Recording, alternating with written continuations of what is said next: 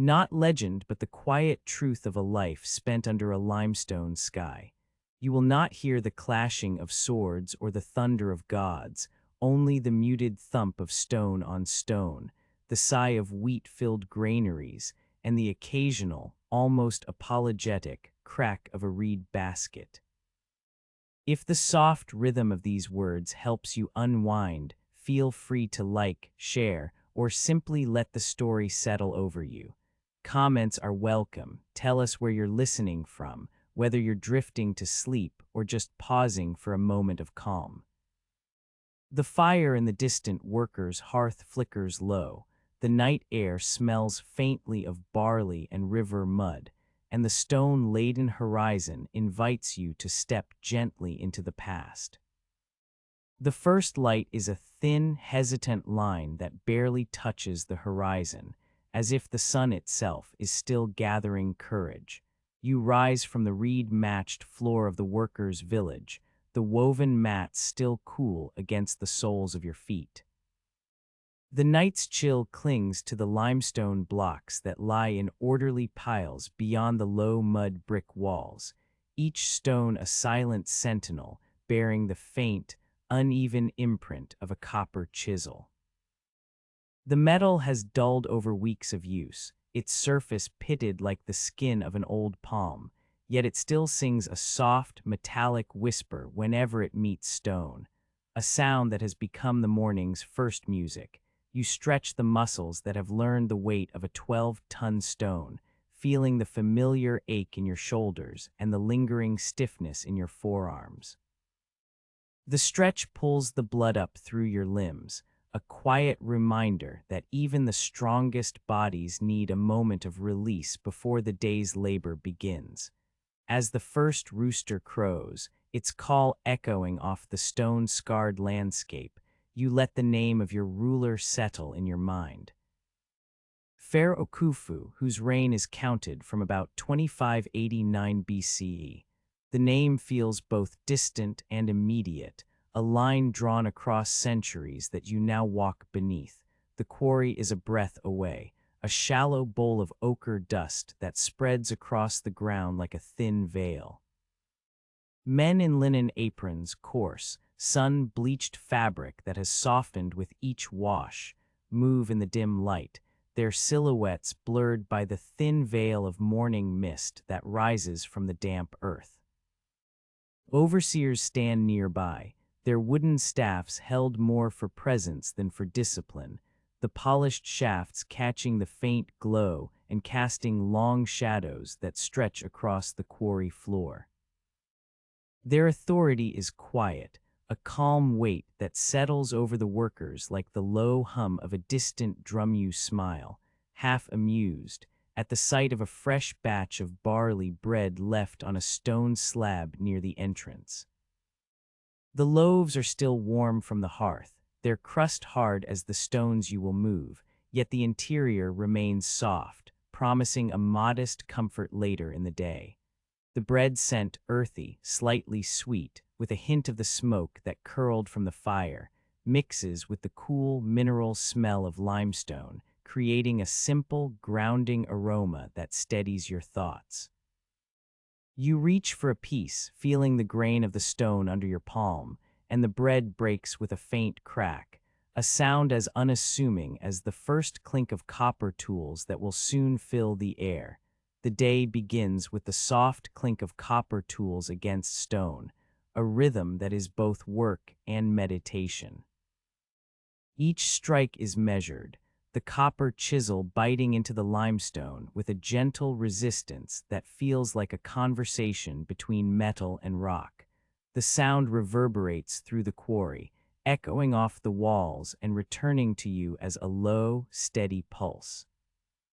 You join the chorus, your own chisel finding its place among the others, the motion familiar and almost ritualistic. The copper, though softer than the stone, leaves a faint, reddish line on the limestone, a tiny scar that will, over time, become part of the stone's story. A few steps away, a small group of laborers share a brief moment of camaraderie, passing a cracked piece of pottery that once held water, now serving as a makeshift cup for a thin, sour beer brewed from barley. The brew is a thin, amber liquid, its flavor sharp enough to wake the senses but not so strong as to cloud the mind. You take a sip, feeling the coolness travel down your throat, and notice the faint taste of dates that linger from the previous night's meal. The beer's bitterness is balanced by a subtle sweetness, a reminder that even in hardship, small pleasures are carefully preserved. The overseer's staff, topped with a small scarab carved from ebony, catches a stray ray of light and glints briefly.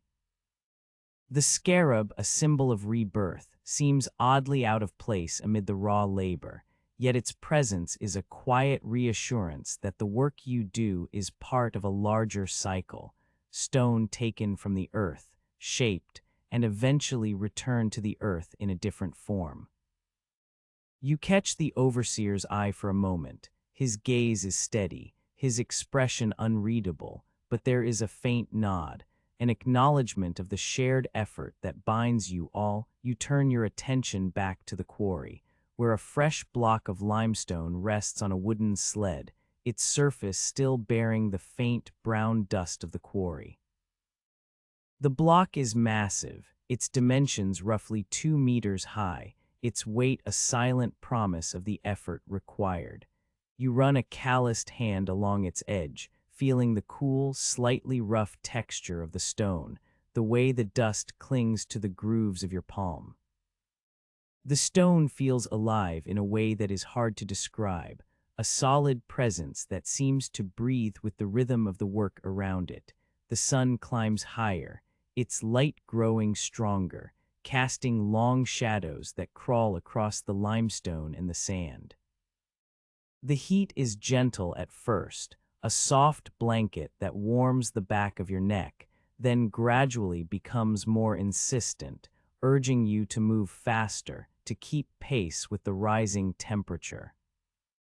You notice a small crack forming along the edge of the block, a thin line that widens with each tug of the rope.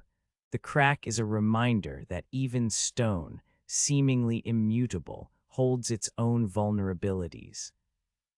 You watch as a fellow worker, his forearms slick with sweat, pours a little water onto the sand beneath the block, the wet grains forming a thin, lubricating layer that eases the stone's movement. The sand glistens, each grain catching the light like a tiny star, and the block slides forward with a soft, almost sighing sound. You feel the rope bite into your palm, the rough fibers digging into the skin like a patient animal. The pull is steady, not forceful, a collective effort that feels more like a shared breath than a struggle. The rope's tension hums through your arms, a low vibration that syncs with the rhythm of the other workers' steps. You notice the way the sand shifts under the sled, the fine particles slipping and settling, creating a subtle, ever-changing pattern on the ground. The pattern is a quiet record of each movement, each breath, each moment of labor. A brief pause comes as the overseer calls for a short rest. The workers gather under the shade of a lone palm, its fronds rustling softly in the morning breeze. The air carries the faint scent of papyrus and the distant perfume of lotus blossoms drifting from the riverbank, a reminder of the Nile's presence even far from its banks. You sit on a low stone bench, the coolness of the stone seeping through your clothing, and allow the stillness to settle over your shoulders. The palm's shadow moves slowly across your face, a gentle, shifting veil that mirrors the passing clouds above. You pull out a piece of the barley bread, its crust still firm, and break it in half, the crumb falling like tiny, pale stones onto the sand. You dip a morsel into a small bowl of date syrup, the thick, amber liquid coating the bread with a sweet sheen. The taste is simple, unadorned, yet it carries the weight of the day's labor, a small reward that feels earned. You watch a few sparrows flutter nearby, pecking at the crumbs left behind, their tiny bodies moving with a lightness that contrasts sharply with the heaviness of the stone you will lift later. The quiet is broken by the soft clink of copper tools being lifted again, the sound reverberating through the quarry like a distant bell. The workers rise, their bodies moving with a practiced ease, the linen aprons swaying with each step. You stand, feeling the stiffness in your joints ease as you stretch once more, the muscles loosening in preparation for the next round of work. The sun now sits higher, its light bright and clear, casting a golden hue over the limestone, turning each block into a warm, glowing slab. You take a final look at the pile of stones, the way they are arranged in neat rows, each one waiting for its turn to be shaped, moved, and placed. The quarry feels like a living organism, each stone a cell, each worker a pulse, each overseer a steady heartbeat. The promise of another sunrise settles over the stone-scarred landscape, a quiet assurance that the day will continue, that the rhythm will persist, that the stone will be moved, one measured step at a time. As the morning deepens, you feel a calm resolve settle within you, a soft certainty that the work ahead, though demanding, is part of a larger, enduring pattern. The quarry, the tools, the bread, the river's distant murmur, all of these elements weave together into a tapestry of quiet perseverance. You inhale the cool, mineral-laden air, let it fill your lungs, and exhale slowly, feeling the steady beat of your own heart align with the low, persistent hum of the quarry. In this moment, the world feels balanced, the stone steady, and the promise of the day stretches before you like a smooth, unbroken slab. The sun has already begun to bleed pale gold across the low horizon, but the light that reaches you is filtered through a thin veil of dust that clings to the air like a forgotten memory. You step out of the modest mud brick dwelling that you share with the other laborers, the floor still cool from the night's chill, the reeds that line the walls still holding a faint scent of the river's damp breath. The night's silence lingers in the stone-scarred courtyard, broken only by the occasional soft rustle of a nightjar moving among the reeds. You pull the thin woolen shawl tighter around your shoulders, feeling the roughness of the fabric against your skin, a reminder that even the simplest cloth has been woven with the same patient hands that shaped the stone. The village awakens slowly, as if reluctant to disturb the stillness that has settled over the fields after the flood. A few lanterns flicker out, their oil lamps sputtering in the early light, casting amber halos on the mud walls. You hear the low murmur of voices, the occasional cough, the scrape of a wooden spoon against a clay bowl.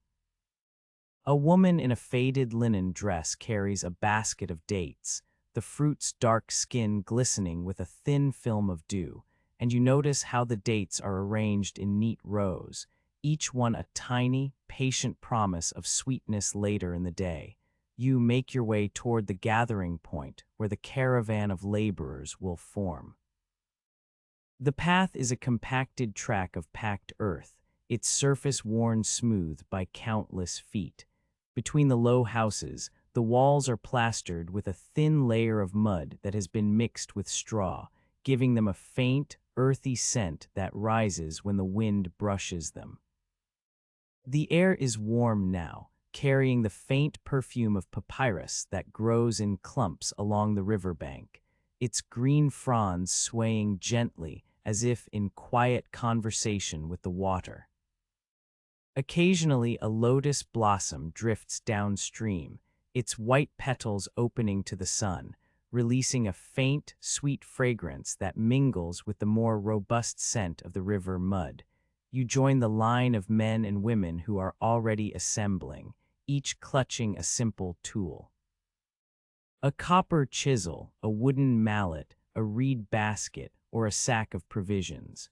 The overseer stands a short distance ahead, his presence marked not by the length of his staff, but by the small scarab carved into its tip, a symbol of rebirth that seems oddly out of place amid the raw labor of moving stone.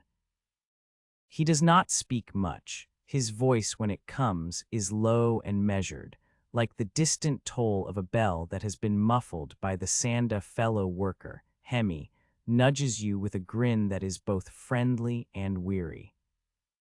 He holds up a reed basket brimming with onions, their papery skins tinged with a faint green hue, and a small clay jar sealed with a cork of baked clay. The jar contains fermented barley beer, its surface covered with a thin layer of foam that has settled during the night. The beer is cloudy, the color of a storm-clouded sky, and you can already taste the sour tang that will settle your throat later. Hemi's eyes flick to the overseer's scarab, then back to you, as if to say that even the smallest comforts are worth savoring when the day ahead is long. You take the basket from Hemi, feeling the weight of the onions, each one a compact sphere of earth, their skins slightly damp from the night's humidity. The onion's scent is sharp, a reminder of the soil from which they grew, and you notice a tiny sprig of wild garlic tucked among them, its green leaves bright against the brown.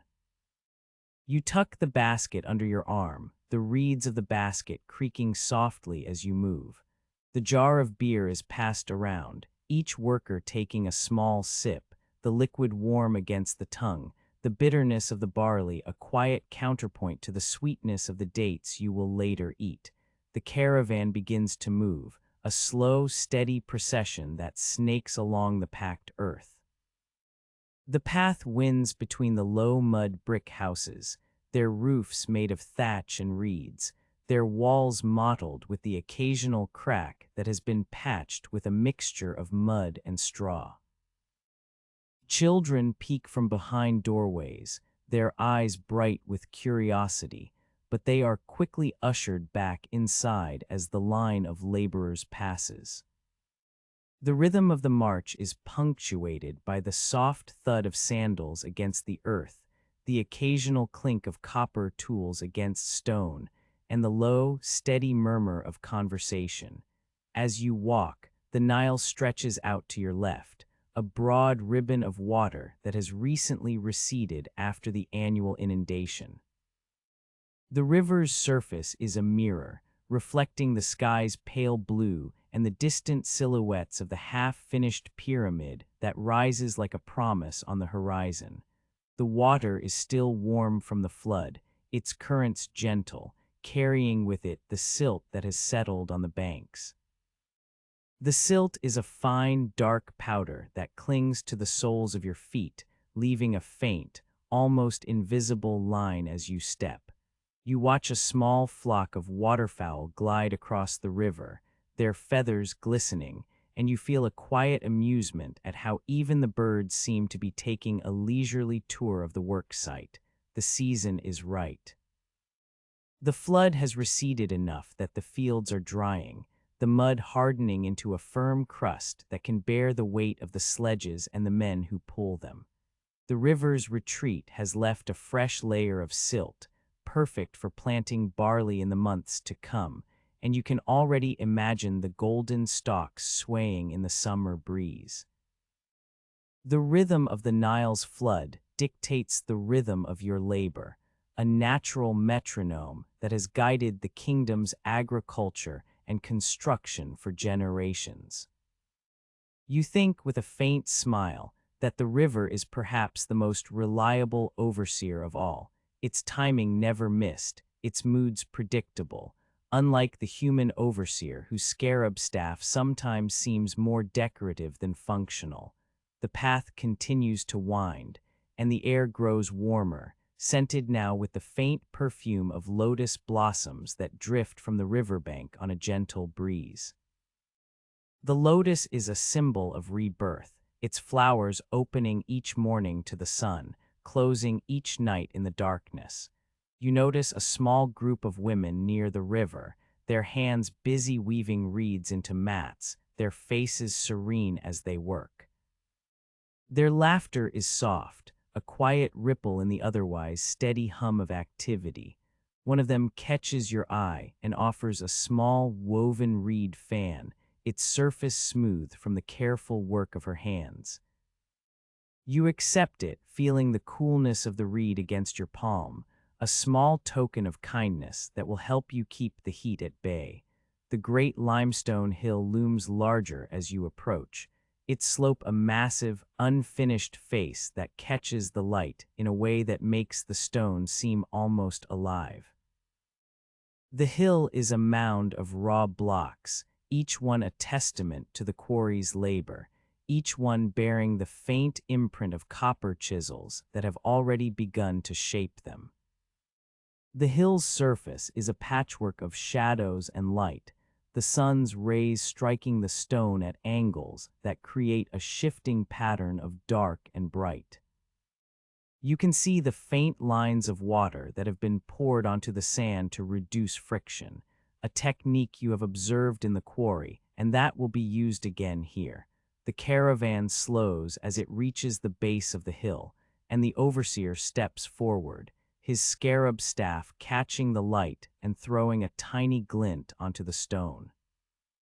He raises his voice, not in command but in instruction, his tone measured, his words carrying the weight of experience.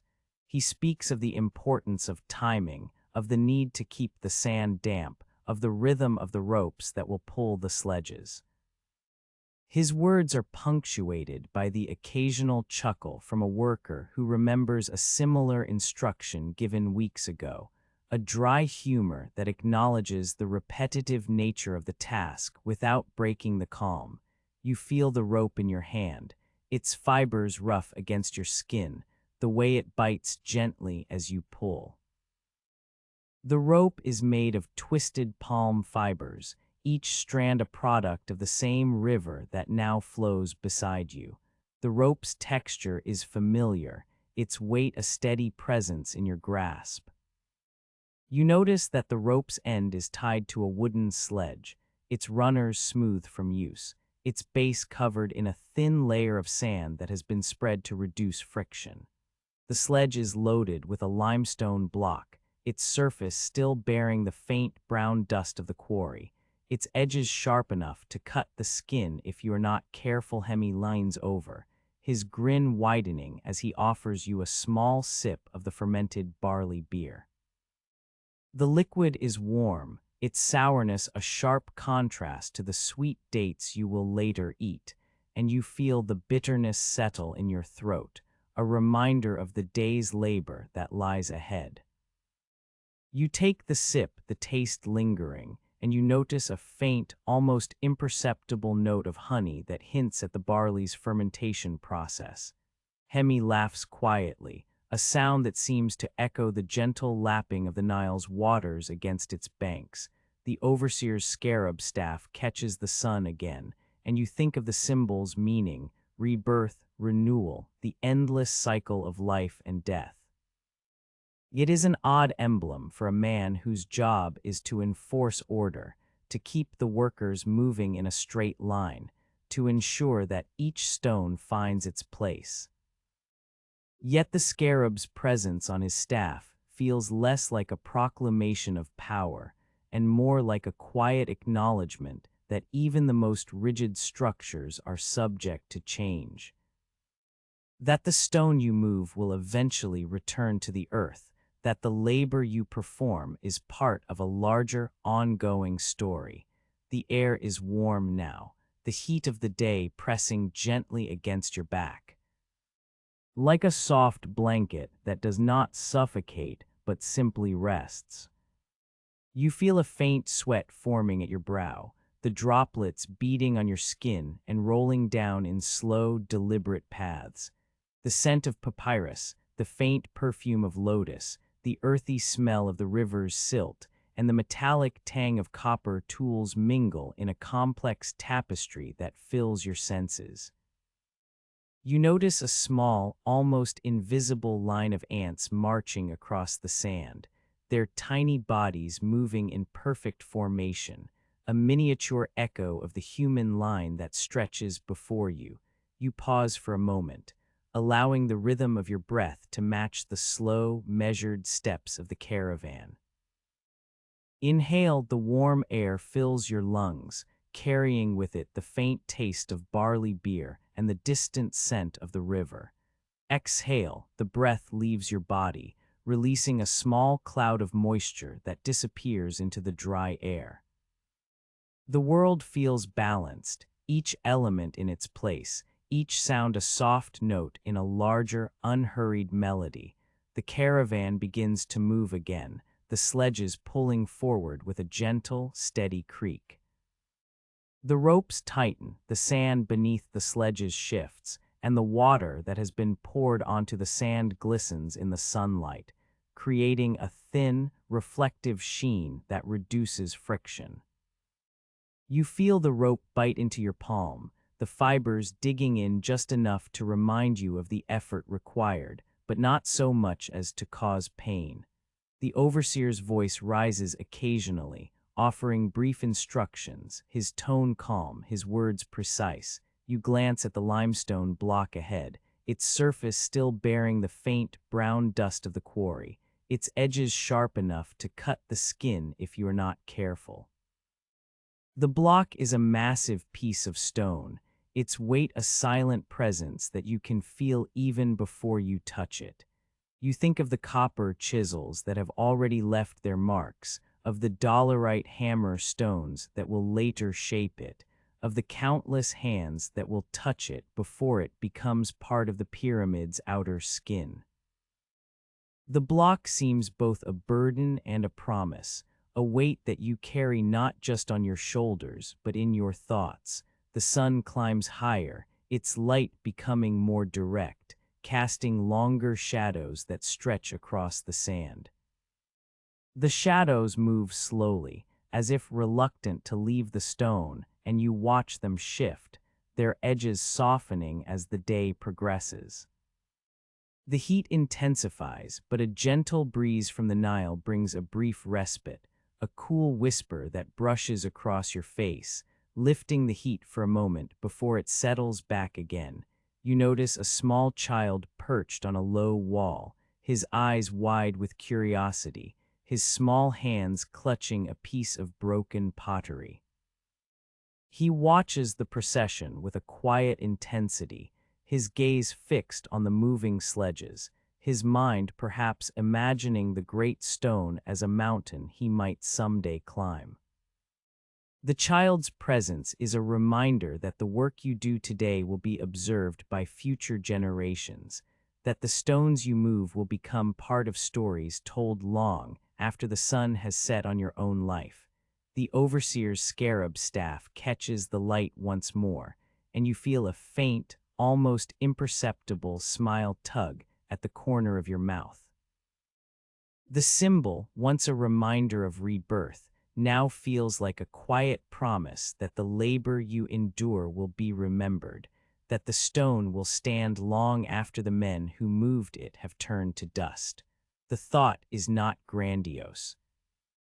It is simply a soft acknowledgement of continuity, a gentle thread that ties the present moment to the ages that have come before and those that will follow.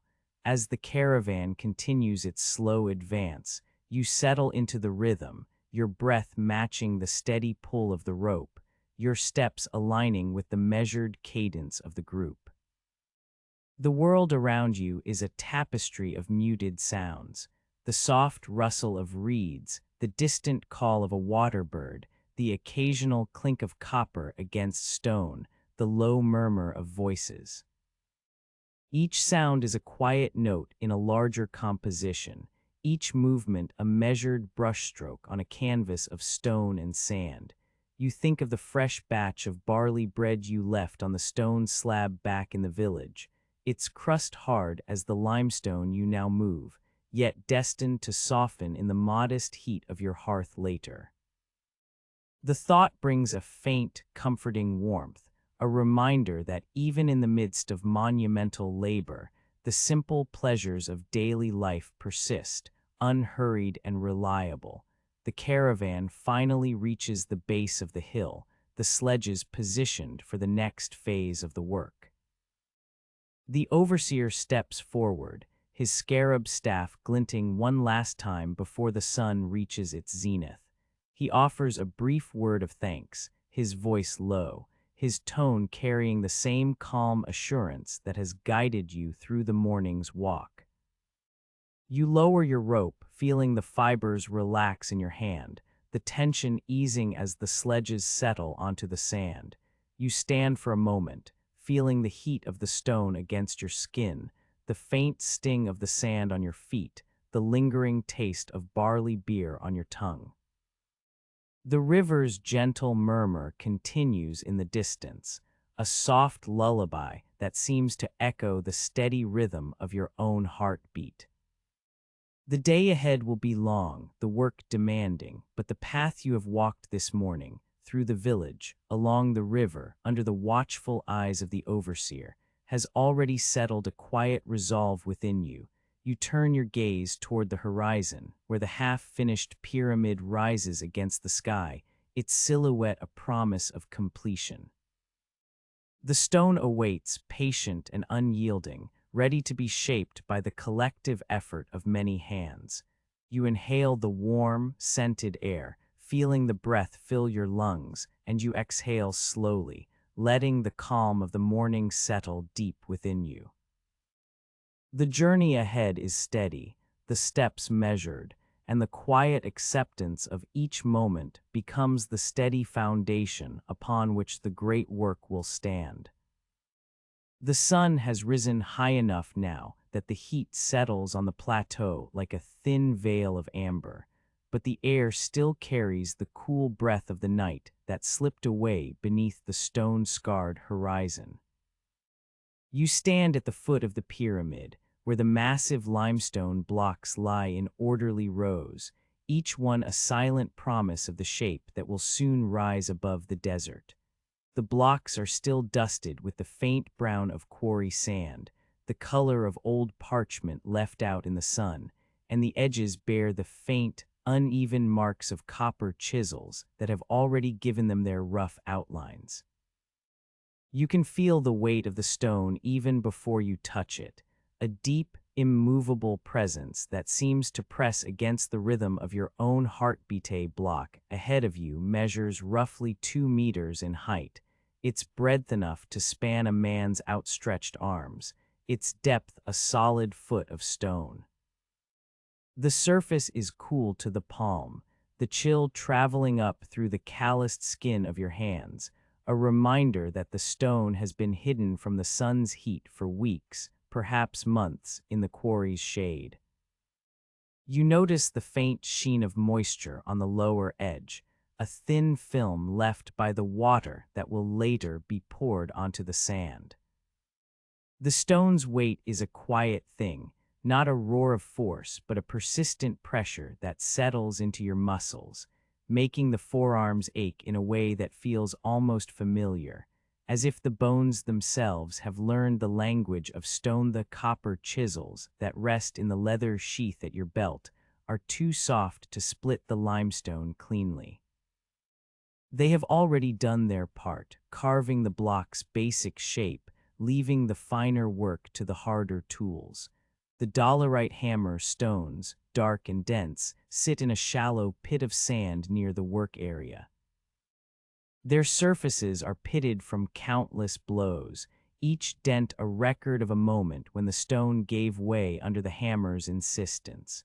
You pick one up, feeling its heft, the solid weight of a rock that has been forged in the earth's own furnace.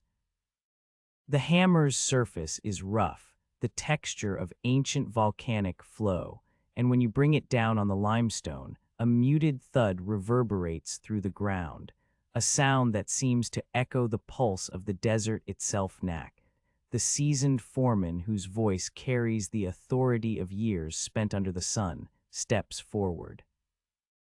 He is a man whose skin is the color of baked clay, his eyes narrowed against the glare, his beard trimmed short for practicality.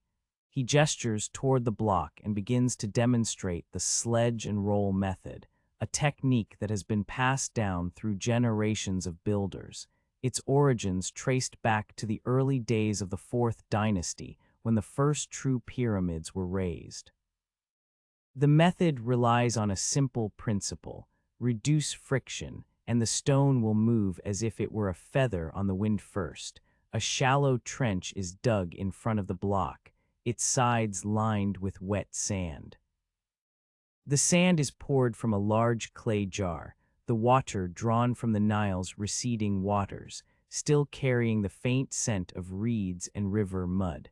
As the sand absorbs the water, it becomes pliable, a fine, almost silky mixture that clings to the stone's base. The wet sand acts like a thin film of oil, allowing the sledges, wooden platforms with runners of smooth, seasoned timber, to glide more easily over the stone's surface.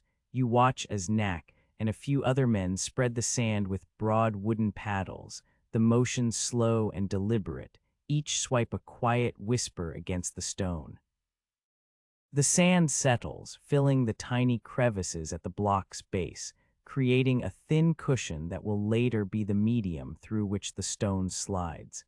The sound is soft, a rustle like dry leaves stirred by a gentle breeze, and you can hear the faint hiss of water seeping into the grains, a subtle reminder of the river's generosity even as it retreats. Next come the ropes. Thick cords twisted from flax fibers lie coiled in a neat pile near the base of the block. The fibers are rough, their texture similar to the bark of the acacia trees that dot the desert's edge, and they have been soaked in the same water that softened the sand, making them more supple, less likely to snap under strain. Nakat selects a length, loops it around a sturdy wooden post driven into the ground, and ties a secure knot, the knot's loops forming a small, tight spiral that will hold the rope's tension. You step forward to take a turn of the rope, feeling the fibers bite into the skin of your palm. The rope's grip is firm, a patient animal that resists but does not crush. As you pull, the rope's fibers stretch slightly, a soft, elastic sigh that seems to echo the desert's own breathing. The other men on the opposite side of the block pull in unison, their bodies leaning into the effort, their shoulders aligning with the direction of the pull. The rhythm is slow, each pull measured, each release a moment of stillness before the next surge of force. The sledges, already positioned beneath the block, begin to shift. The wooden runners glide over the wet sand, the friction reduced to a whisper. The block moves a few centimeters at first, a hesitant slide that feels almost like a sigh. The sand beneath it ripples, the tiny grains shifting like a sea of fine dust.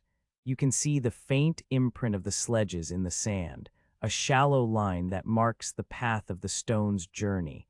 As the block continues to move, the rope's tension increases, the fibers humming under the load. You feel the pull in your arms, a steady ache that spreads through your forearms and into your shoulders, a reminder that the stone's weight is being shared among many bodies, each one a small part of a larger whole. The effort is not heroic. It is a collective exertion, a quiet affirmation that the hill will rise, one measured step at a time. The sun climbs higher, casting long shadows that crawl across the limestone, the light catching the faint dust on the stone's surface and turning it into a soft, golden haze.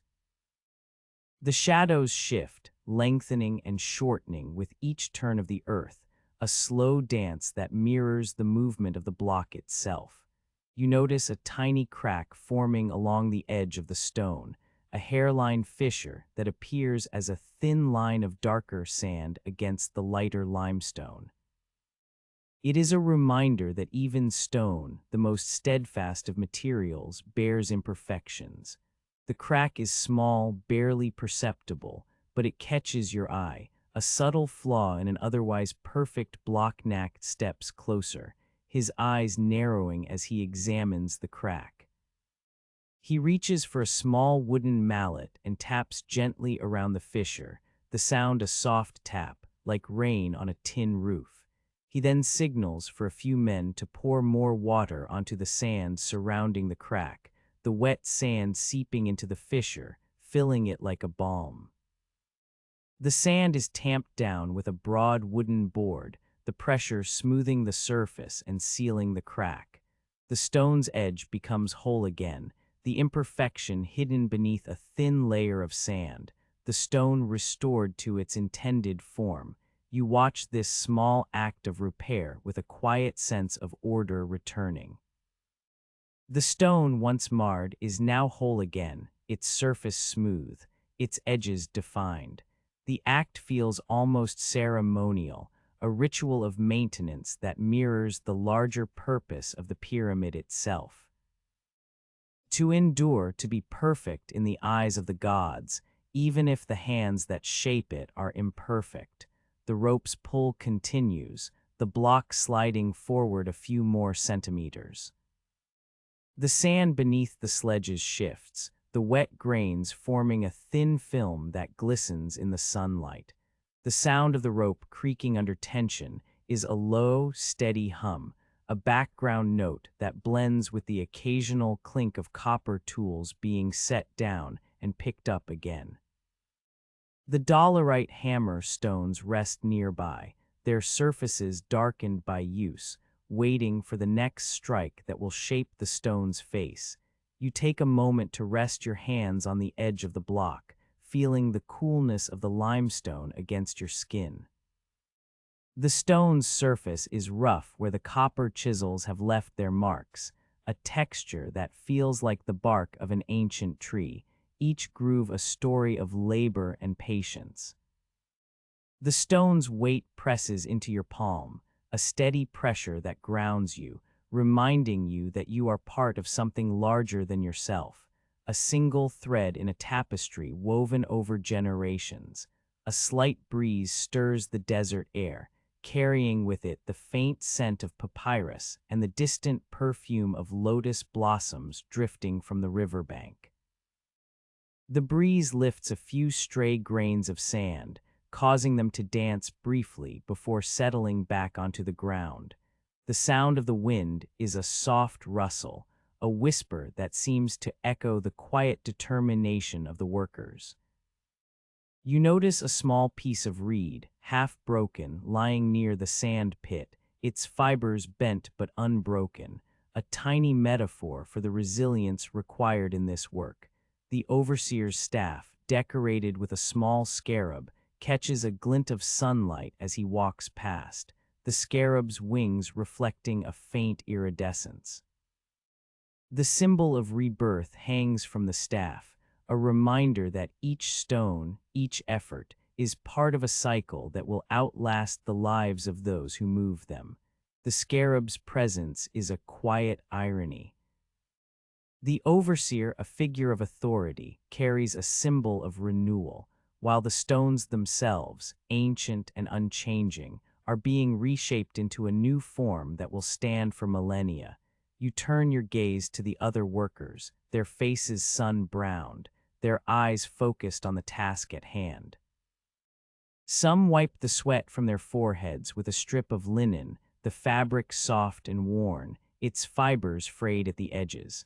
Others pause briefly to take a sip from a clay cup filled with thin barley beer, the liquid cool and slightly bitter, a modest comfort that eases the throat and steadies the mind.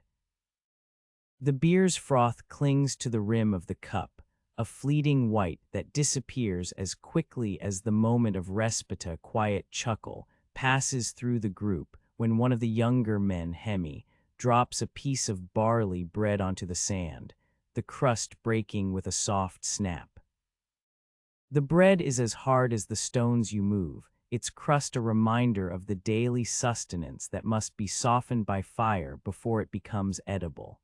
The humor is dry, a subtle acknowledgement that even the simplest comforts can be as stubborn as the limestone. The day stretches onward, each pull of the rope, each tamping of sand, each careful placement of the sledges a measured step toward the pyramid's eventual shape. The rhythm is steady, a pulse that matches the beating of your heart, a cadence that does not rush but does not linger. The sun moves across the sky, its light shifting from bright gold to a softer, more muted amber as the afternoon approaches. Shadows lengthen, the stone's surface taking on a deeper hue, the dust settling into the crevices. As the block finally reaches its intended position, the men step back, their breathing steady, their faces calm.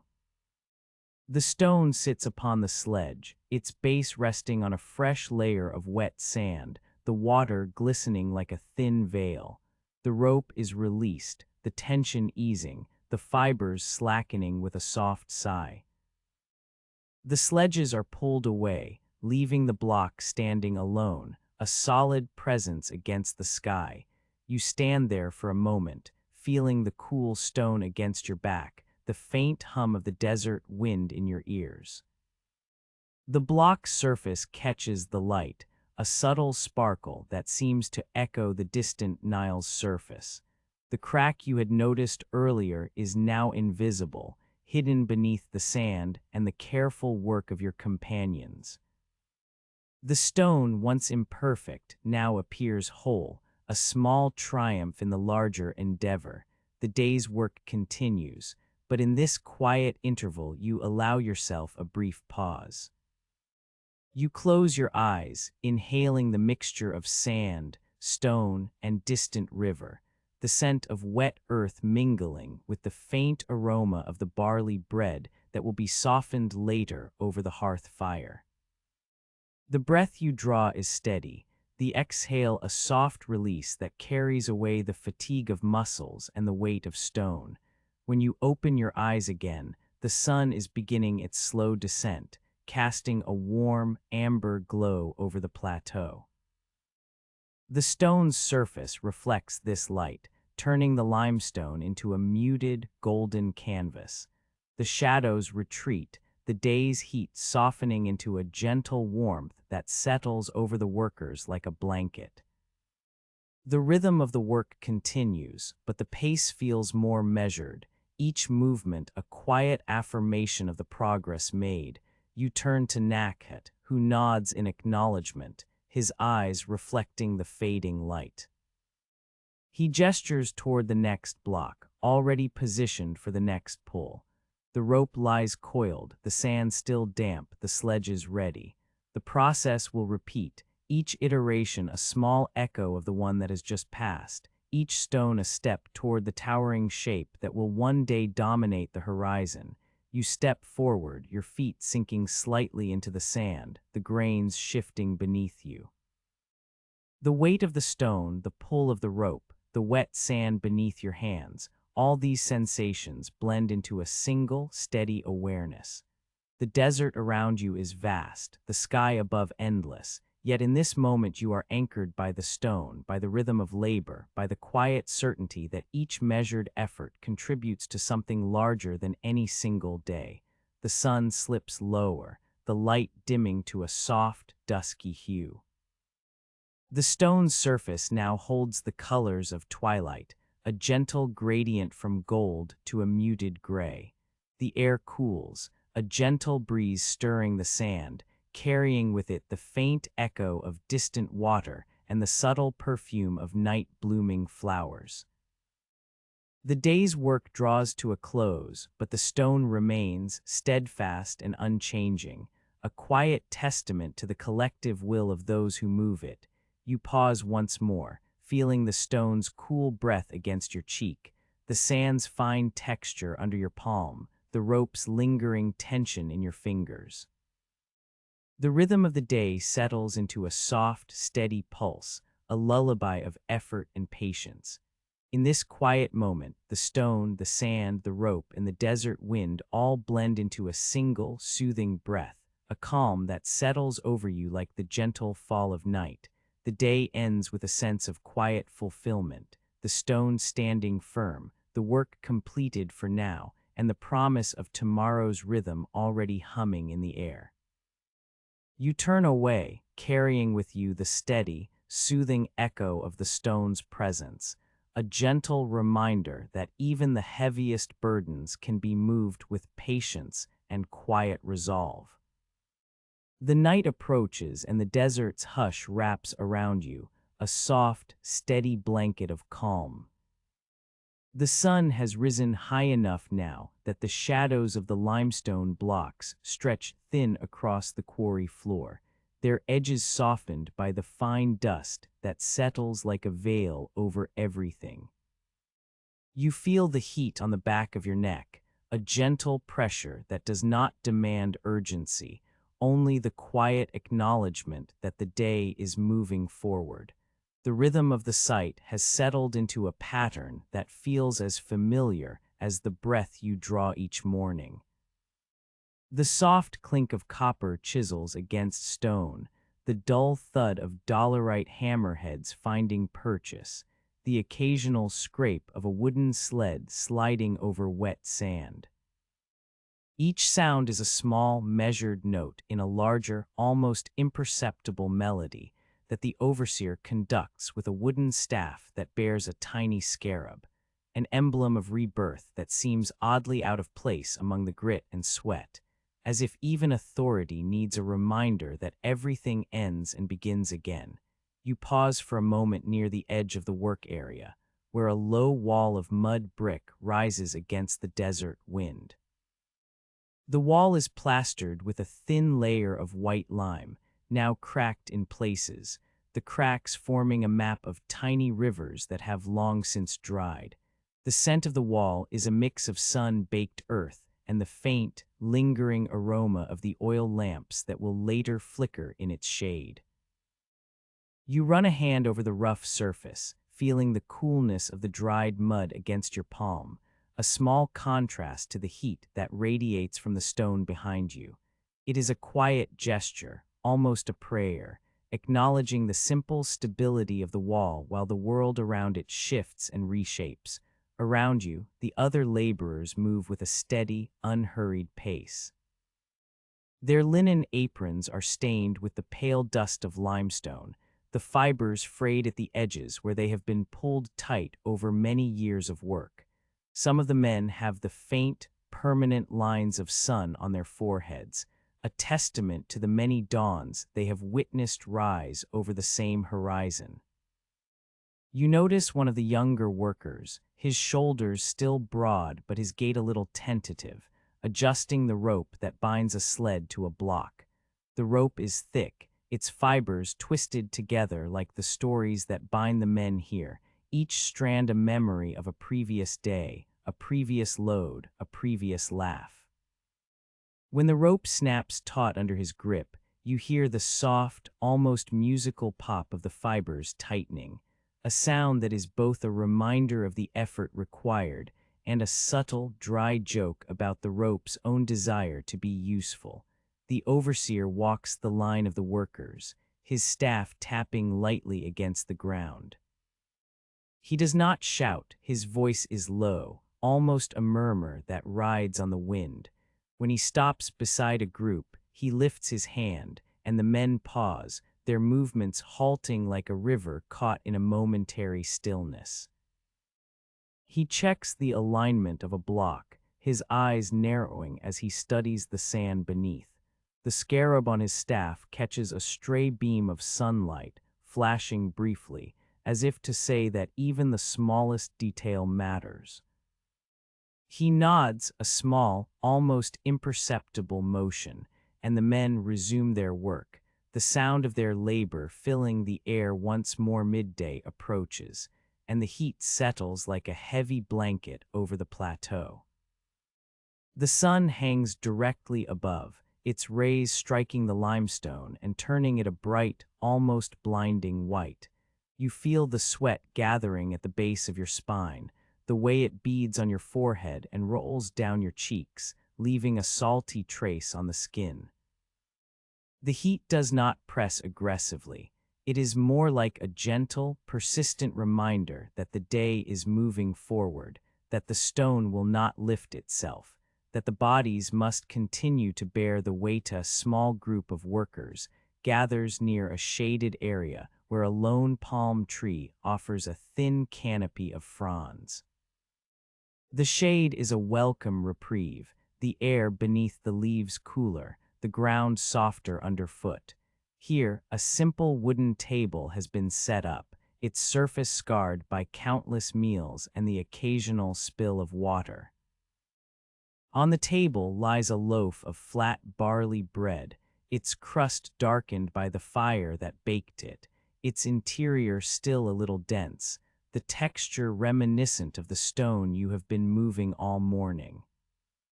The bread is placed on a woven reed mat, the fibers slightly damp from the morning's dew, giving the loaf a faint, earthy scent that mingles with the aroma of the date syrup that will soon be drizzled over it.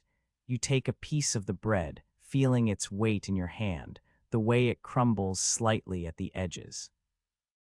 You spread a thin line of date syrup across the surface, the dark, glossy liquid catching the light and looking almost like a river of amber. The syrup is sweet, its flavor a reminder of the palm groves that line the Nile's banks, a distant echo of the water that once flooded the fields and now carries the stones to this very spot. You bite into the bread, the crust giving way to a softer interior, the syrup seeping into the pores of the grain, creating a small, fleeting burst of sweetness that seems to momentarily lift the heaviness of the day. Alongside the bread, a small bowl of figs rests, their skins deep purple, their flesh soft and fragrant.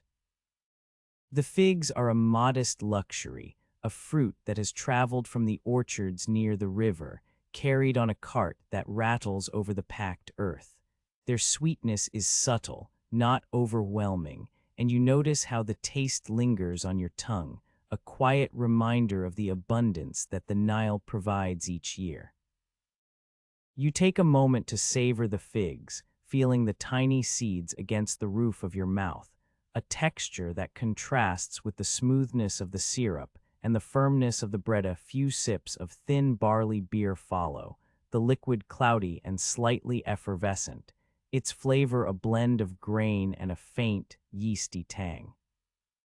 The beer is stored in a clay jug, its surface marked with the faint imprint of a maker's seal, a simple design that tells of the village's modest production. You lift the jug, feeling its coolness against your palm, and pour a small amount into a shallow cup. The beer is not strong. It is more a soothing balm than a stimulant, its warmth spreading through your chest as you drink. You notice a faint, ironic smile tug at the corner of your mouth as you think of the overseer's sharp eyesight, a joke that has become a quiet refrain among the men, a way to acknowledge the small absurdities that pepper their daily toil. The conversation around the table is low, the voices blending with the rustle of palm fronds and the distant clatter of tools. A man named Hemi, whose grin is as wide as the river's bend, tells a story about a camel that once escaped the village, its hooves thudding against the sand as it raced toward the horizon, only to be lured back by the scent of fresh barley.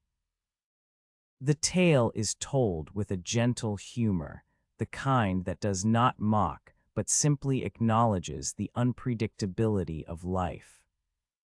Another worker, Mary, mentions a rumor that the next pyramid for Khufu will be capped with a gleaming limestone capstone that catches the sun, a detail that seems both grand and oddly specific, as if the future is already being carved into stone. You listen, feeling the weight of these stories settle around you like a soft blanket.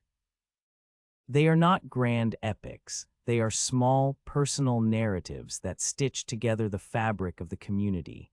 The stories remind you that each stone you move is part of a larger tapestry, a thread that connects the past, present, and the imagined future. The quiet camaraderie is a subtle counterpoint to the massive ambition of the pyramid, a reminder that the human element remains grounded even as the monument reaches toward the heavens. The sun begins its slow descent, the light shifting from harsh white to a warm, amber hue that softens the edges of the limestone. The shadows lengthen, stretching across the sand in a way that makes the ground look like a sea of gentle waves. You notice how the heat of the day begins to ease, the air cooling just enough to make the sweat on your skin feel less like a burden and more like a thin, evaporating veil. The workers finish their meals, the crumbs of bread and bits of fig left on the mat, the empty jug of beer set aside, the cup now dry. The table is cleared, the reed mat folded, and the simple wooden bench that held it is left standing in the shade, a quiet sentinel to the brief respite that has passed. You rise, feeling the slight ache in your back, a reminder of the hours spent lifting and guiding the massive blocks.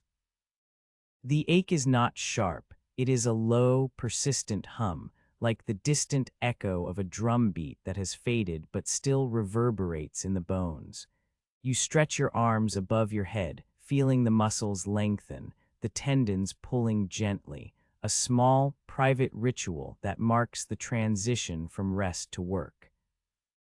The overseer calls for the next shift, his voice low but carrying across the open space, a signal that the day's rhythm will continue, that the stones will still wait for their place in the grand design. You walk back to the line of sledges, the sand beneath your feet cool and firm, the rope in your hand feeling familiar against your palm. The rope's fibers brush against your skin, a reminder of the countless times you have pulled, the countless times you have felt the weight of the stone through the tension of the cord. The sand is still damp in places, the water poured earlier still glistening under the waning light, reducing friction just enough to make the sled glide with a soft sigh. You join the others, each of you a part of a larger mechanism, each movement measured, each breath synchronized with the rhythm of the work. The afternoon progresses with a steady, unhurried pace. The sound of the dolerite hammer is now a low, resonant thud that seems to echo from the stone itself, as if the rock is answering the strike with a muted acknowledgement.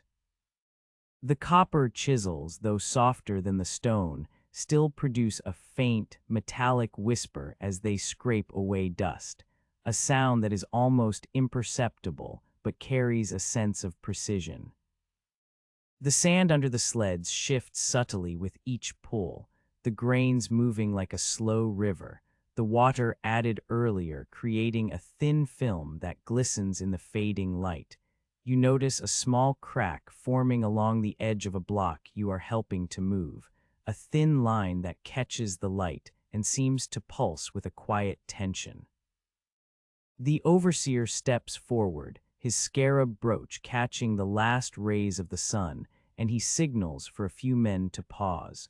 Together, they tamp down the sand around the crack, smoothing it with careful hands, the sand filling the fissure like a gentle balm. The crack closes under the weight of the sand, the stone regaining its smooth surface, a small, quiet triumph that goes unnoticed by anyone not watching closely. You feel a subtle satisfaction in this moment, a reminder that even imperfections can be mended with patience and attention. The day continues, the sun now a low orange disk on the horizon, its light turning the limestone into a warm, glowing surface that seems to breathe with the rhythm of the workers.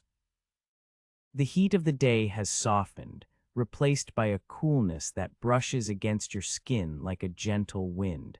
The wind carries with it the faint scent of reeds and the distant murmur of the Nile, a sound that seems to lull the stones themselves into a state of quiet repose. As the work slows, the overseer calls for the final tasks of the day. The men begin to secure the sledges, tying the ropes tightly, ensuring that each block is positioned correctly for the next shift. The sand is smoothed once more, the water added in careful amounts to keep the friction low. You feel the weight of the day settle into your muscles, a gentle fatigue that is not painful but rather a soft heaviness, like a stone placed in a pocket of your clothing. When the last block is set for the evening, the workers gather once more near the low mud brick wall, the same place where you shared your meal. The oil lamps are lit, their flames flickering softly, casting a warm amber glow that dances across the faces of the men. The light is not bright. It is a muted illumination that seems to respect the quiet of the night, allowing shadows to linger without being swallowed. The lamp smoke rises in thin, curling tendrils, the scent of oil mingling with the faint aroma of the stone and the lingering taste of barley beer. You sit on a low bench, the wood worn smooth by countless bodies, and you feel the coolness of the stone wall against your back. The night air is cooler now, the desert's heat receding, replaced by a gentle breeze that carries the distant call of a night bird. The conversation is softer, voices lowered to a murmur, as if the night itself demands a quieter tone. You think back to the earlier moments of the day, the clink of copper, the thud of dolerite, the taste of sweet syrup on bread, the crack in the stone that was mended with sand. Each memory settles like a small stone in a larger mosaic, a pattern that is both simple and profound. The overseer, his scarab now a dark silhouette against the lamp light, offers a brief word of thanks, his voice low and measured. He does not speak of glory or of the king's name. He simply acknowledges the effort, the steady hands, the shared labor. The men respond with nods, a collective understanding that their work is part of something larger, yet their lives remain rooted in the simple rhythms of sunrise, labor, meal, and night.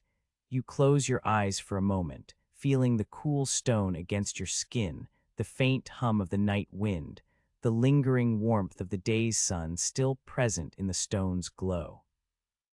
The world feels balanced, the day's tasks completed, the stones waiting patiently for the next sunrise. A quiet contentment settles within you, as steady as the stone you have moved, as gentle as the night's breath. The night deepens, the lamps flicker low, and you let the calm of the evening wrap around you like a soft, dark blanket, inviting rest.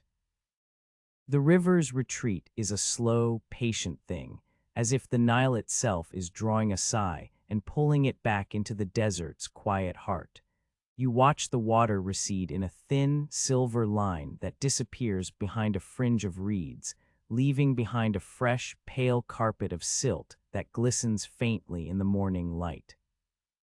The silt is fine, almost buttery under the soles of your sandals, and it smells of damp earth and the faint perfume of water-logged papyrus.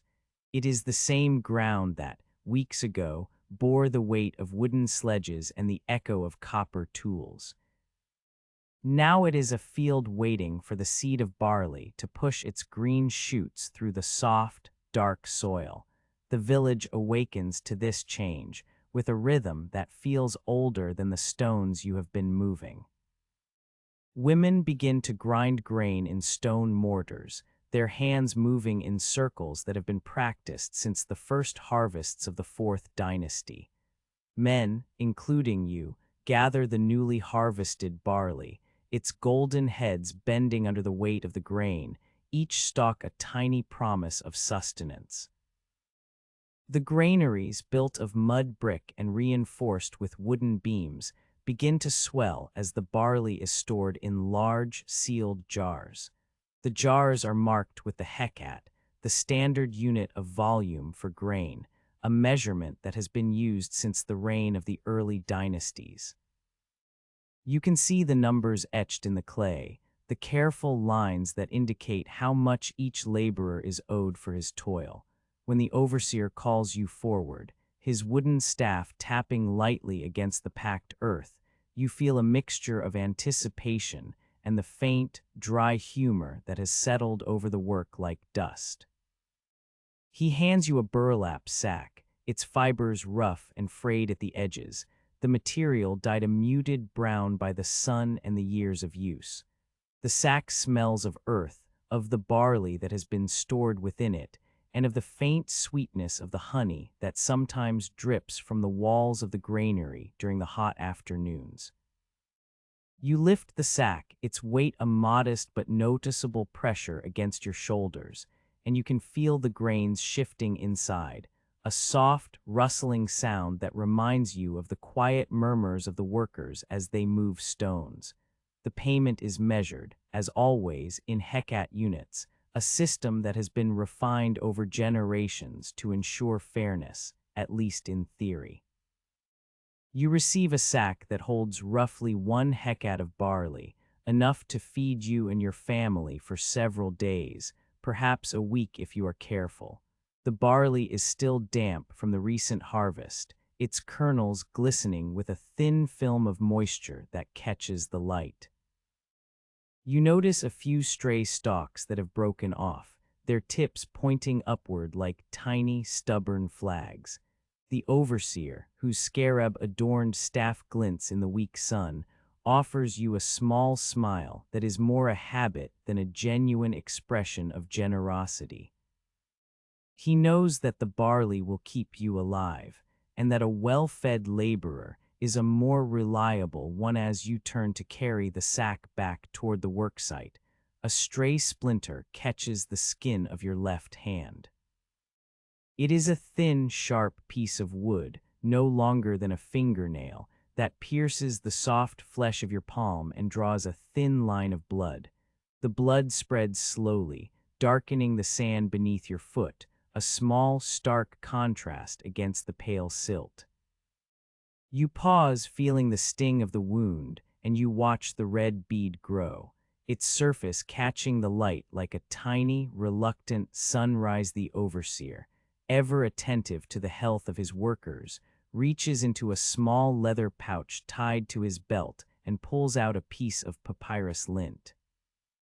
The lint is soft, almost velvety, and it has been soaked in honey that has been harvested from the hives near the village's edge. Honey, in this time, is more than a sweetener. It is a known antiseptic, its viscous gold used to dress wounds and stave off infection. The overseer presses the honey-laden lint gently against the wound, the sticky substance spreading across the cut with a quiet, soothing warmth. The honey's scent is heavy, floral, and it seems to fill the air around you, mingling with the earthy aroma of the silt and the faint, lingering smell of the barley. The pain is sharp at first, a bright sting that makes you wince, but the honey's sweetness quickly masks it, turning the sensation into something more bearable, almost pleasant.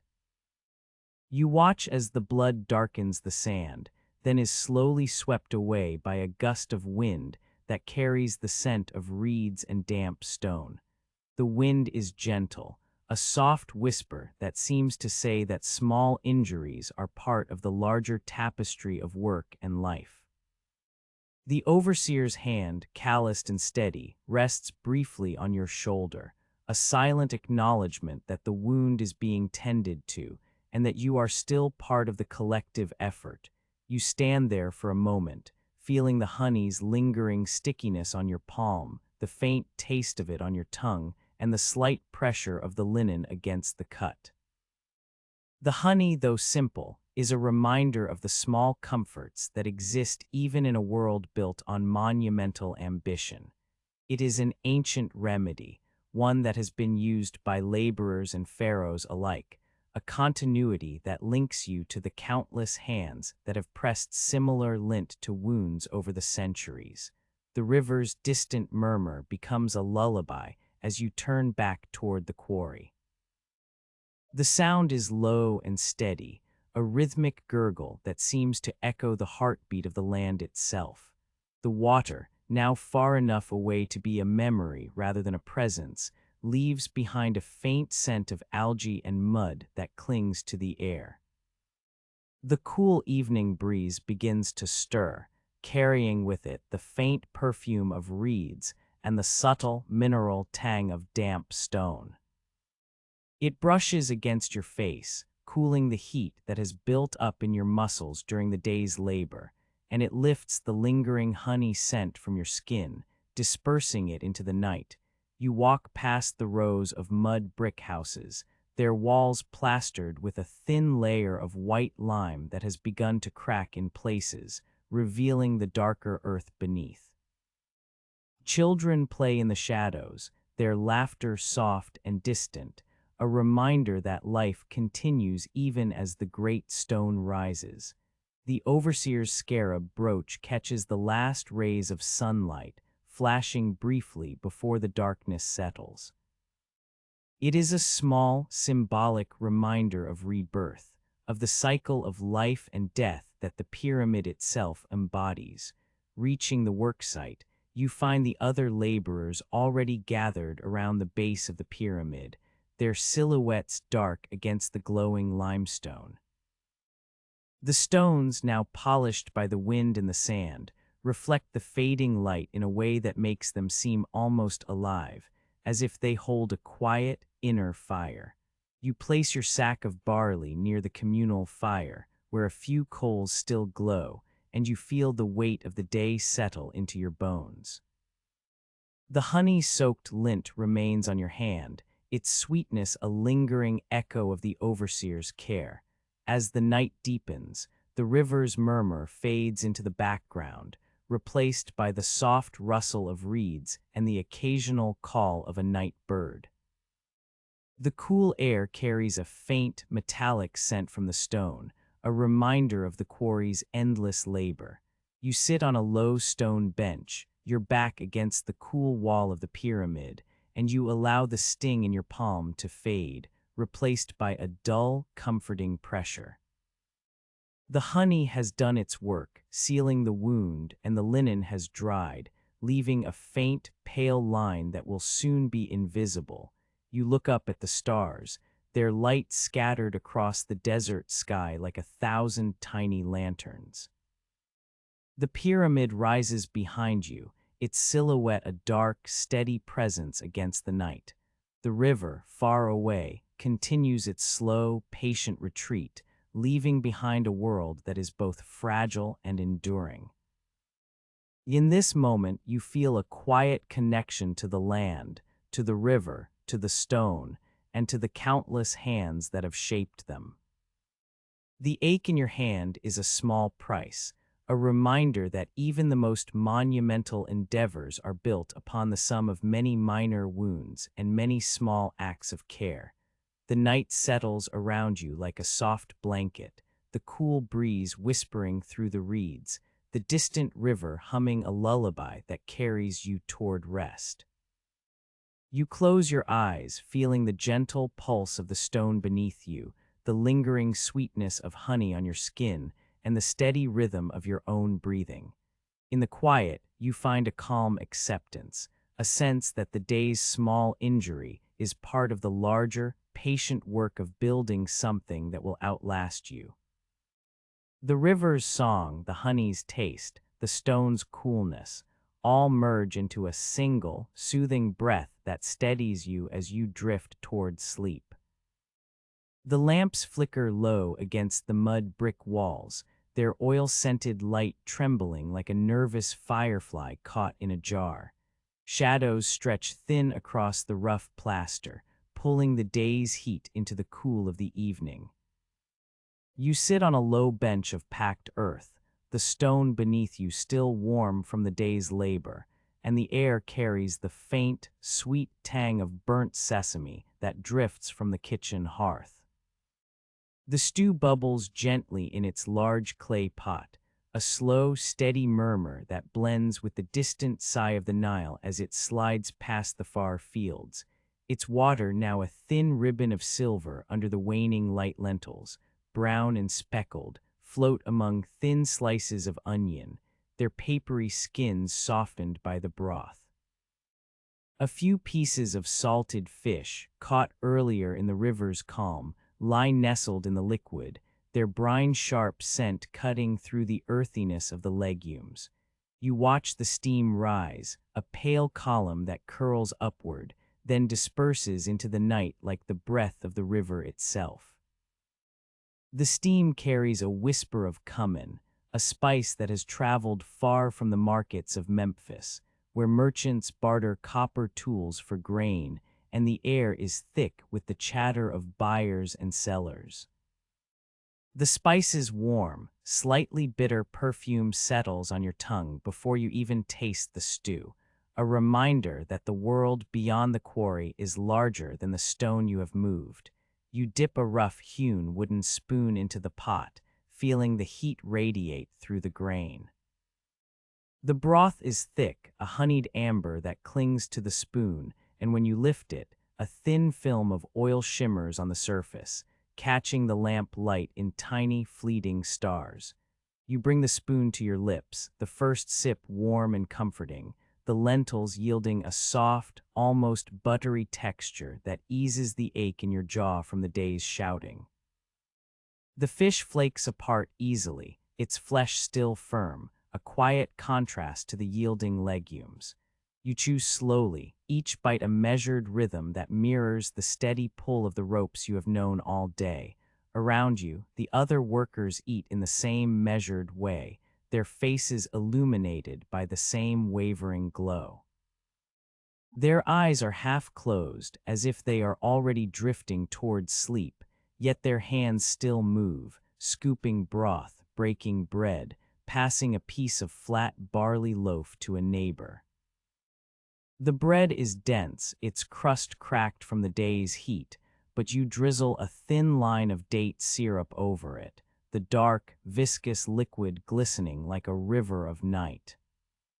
The syrup's sweetness is a quiet counterpoint to the salt of the fish, a balance that feels intentional, as if the gods themselves have arranged the flavors to soothe the weary. A low murmur rises from the group, a conversation that folds into the night like a soft blanket.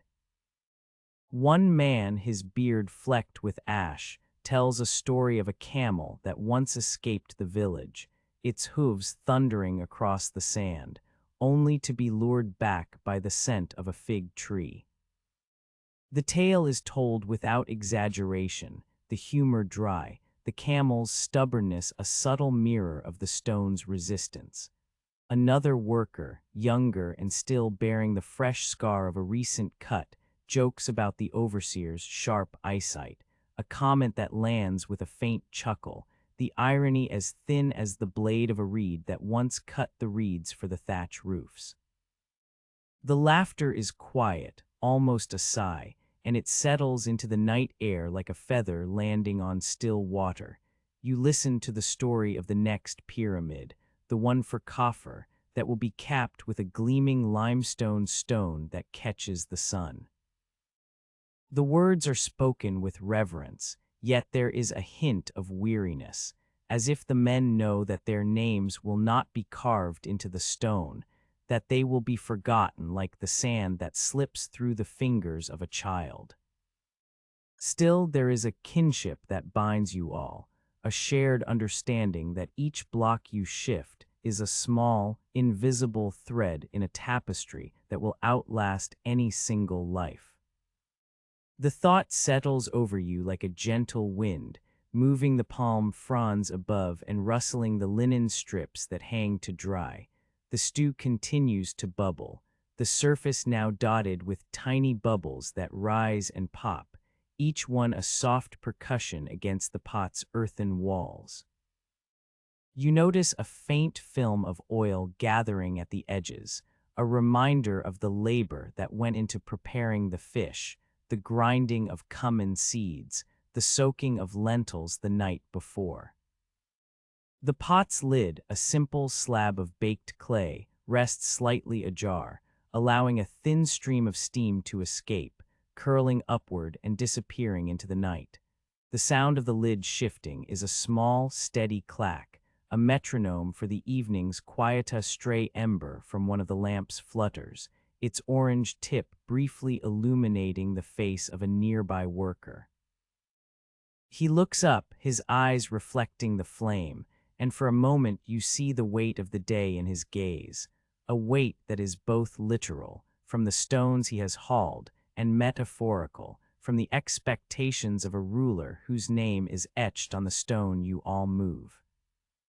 The overseer, his scarab brooch catching the lamp light, stands a short distance away, his staff resting against a post. He watches the group with a detached calm, his presence a reminder that authority, like the stone, is both heavy and immovable. Yet his eyes soften as he watches the steam rise, as if he, too, is drawn into the simple ritual of the shared meal. You take another bite of the stew, feeling the cumin's warmth spread through your chest, a gentle heat that seems to melt the lingering stiffness in your shoulders. The lentils, now fully softened, dissolve almost entirely, leaving a silky broth that coats your tongue. The fish, still firm, offers a salty snap that contrasts with the sweet date syrup on the bread.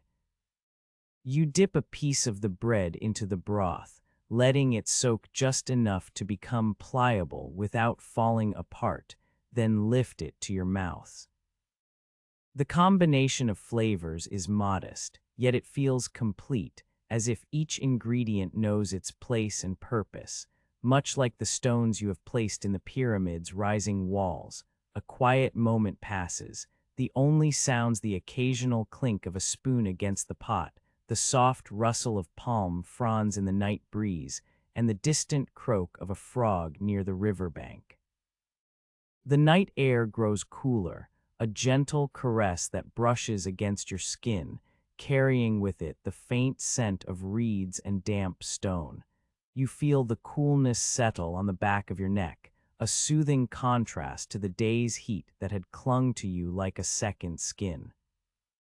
The lamp's flames flicker lower, their light dimming as the oil is consumed, and the shadows grow longer, stretching across the mud brick walls like the elongated silhouettes of the workers themselves.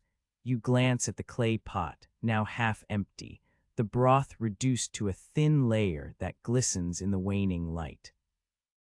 The remaining liquid is a deep amber, its surface still rippled by the occasional stir of a spoon. You think of the river's steady flow, how it carries silt to fertilize the fields, how it also carries the stones that have become your burden and your purpose. The river, in its endless cycle, mirrors the rhythm of your own days, rising, receding, leaving behind a layer of something new to be taken up and used.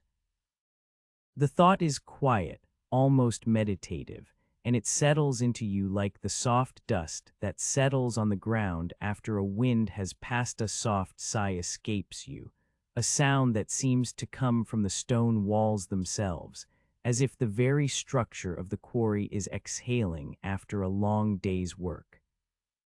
You lean back against the cool stone, feeling its steady, unyielding presence against your back, a support that does not judge, does not demand, simply exists. The stone's temperature is a reminder of the night's approach, of the cooling world that will soon envelop you in darkness. You close your eyes for a brief moment, allowing the sounds of the evening to fill your mind, the low murmur of voices, the gentle clatter of utensils, the distant lapping of the Nile's water against its banks. When you open your eyes again, the lamps are nearly spent, their flames reduced to a soft glow that barely pushes back the darkness. The workers have finished their portions, the bowls now empty, the last crumbs of bread scattered on the ground like tiny, pale stones. The pot sits quiet, its lid now fully closed, the stew within preserved for the next day's meal. You feel a sense of completion, not just of the food, but of the ritual itself, a pause in the endless cycle of labor, a moment where the body is nourished and the mind can rest, however briefly. You rise slowly, the sand beneath your feet cool and firm, and you stretch your arms, feeling the faint ache in your forearms ease as you release the tension held there since sunrise. The overseer's scarab glints one last time before the darkness swallows it, a tiny emblem of rebirth that seems to promise that tomorrow's work will begin anew, yet also that the night will bring its own quiet renewal. You step away from the bench, your footsteps soft on the packed earth, and you pause at the edge of the courtyard, looking out toward the dark silhouette of the pyramid, its outline now a gentle ridge against the night sky. The stars above are scattered, a quiet blanket of light that seems to watch over the workers below, indifferent yet comforting. You inhale the cool night air, feeling it fill your lungs, and you exhale slowly, letting the breath carry away the fatigue of the day. The night settles around you like a soft shawl, its weight gentle, its presence steady. In this moment, the world feels still. The stone, the river, the fire, and the people all part of a single, unhurried rhythm that continues long after the last ember has died. You turn back toward the village, the path illuminated only by the faint glow of the remaining lamps, and you walk with a calm, measured step, the quiet promise of rest waiting ahead. The night has settled over the quarry like a soft blanket, the sky a deep indigo brushed with the faintest smear of starlight. The oil lamps that line the low mud brick walls flicker gently, their amber glow spilling onto the worn stone floor in wavering patches, as if the light itself were breathing.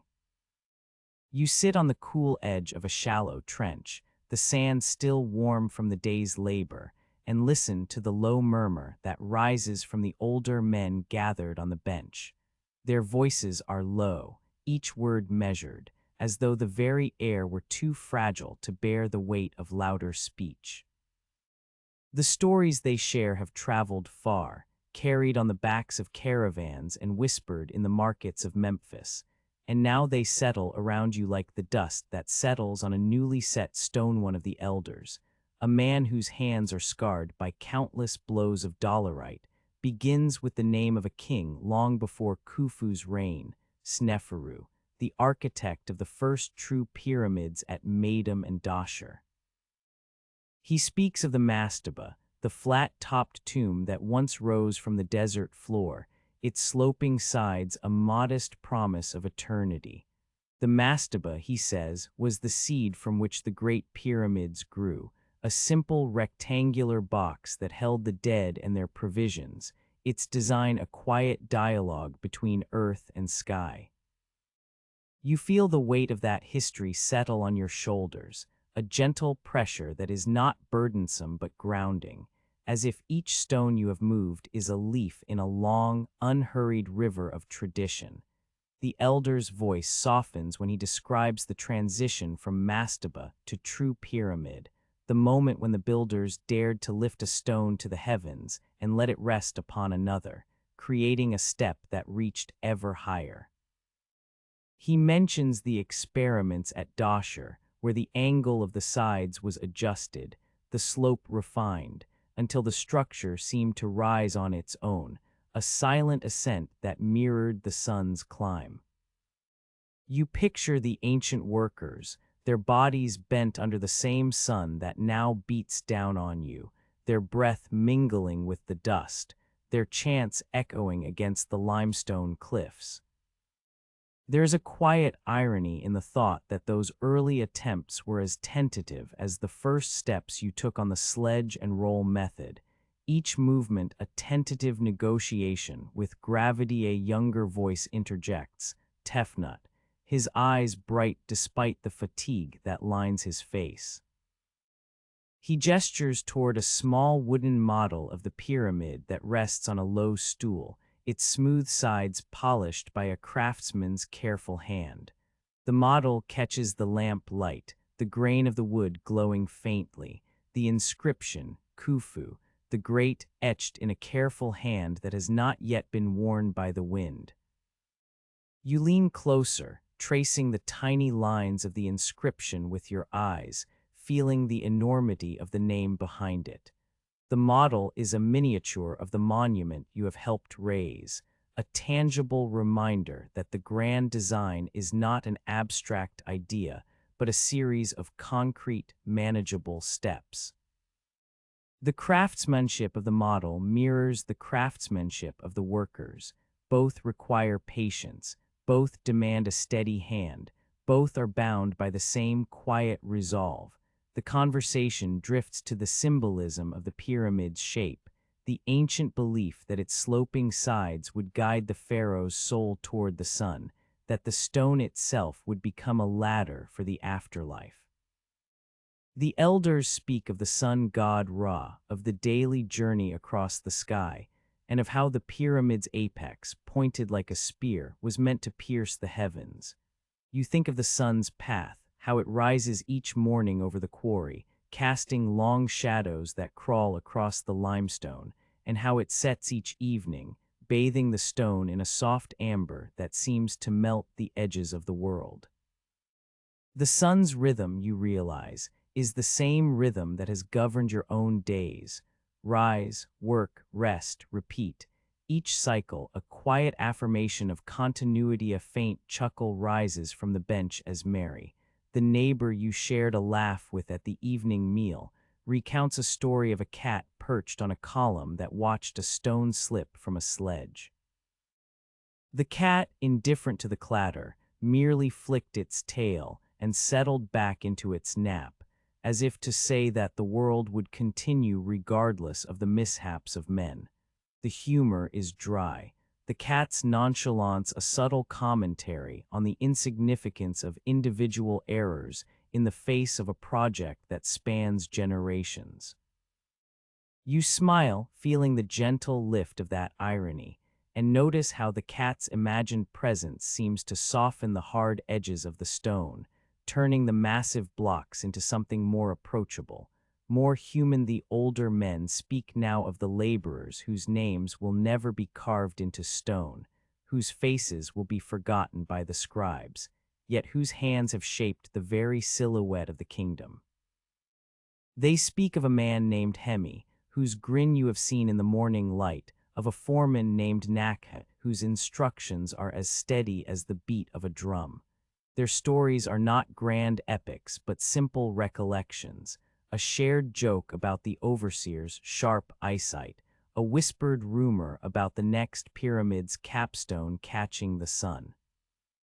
These fragments of daily life, you realize, are the true mortar that holds the monument together, the invisible glue that binds stone to spirit. A soft wind rustles the reeds that line the nearby riverbank, carrying with it the faint scent of lotus and the distant murmur of water slipping over silt. The sound is a lullaby, a reminder that the Nile, the lifeblood of the land, has brought the stones to this place and will one day carry away the memories of those who built them. You close your eyes for a moment, inhaling the cool night air, feeling the breath of the river on your skin, and sense a quiet connection between the flowing water and the steady rise of the pyramid.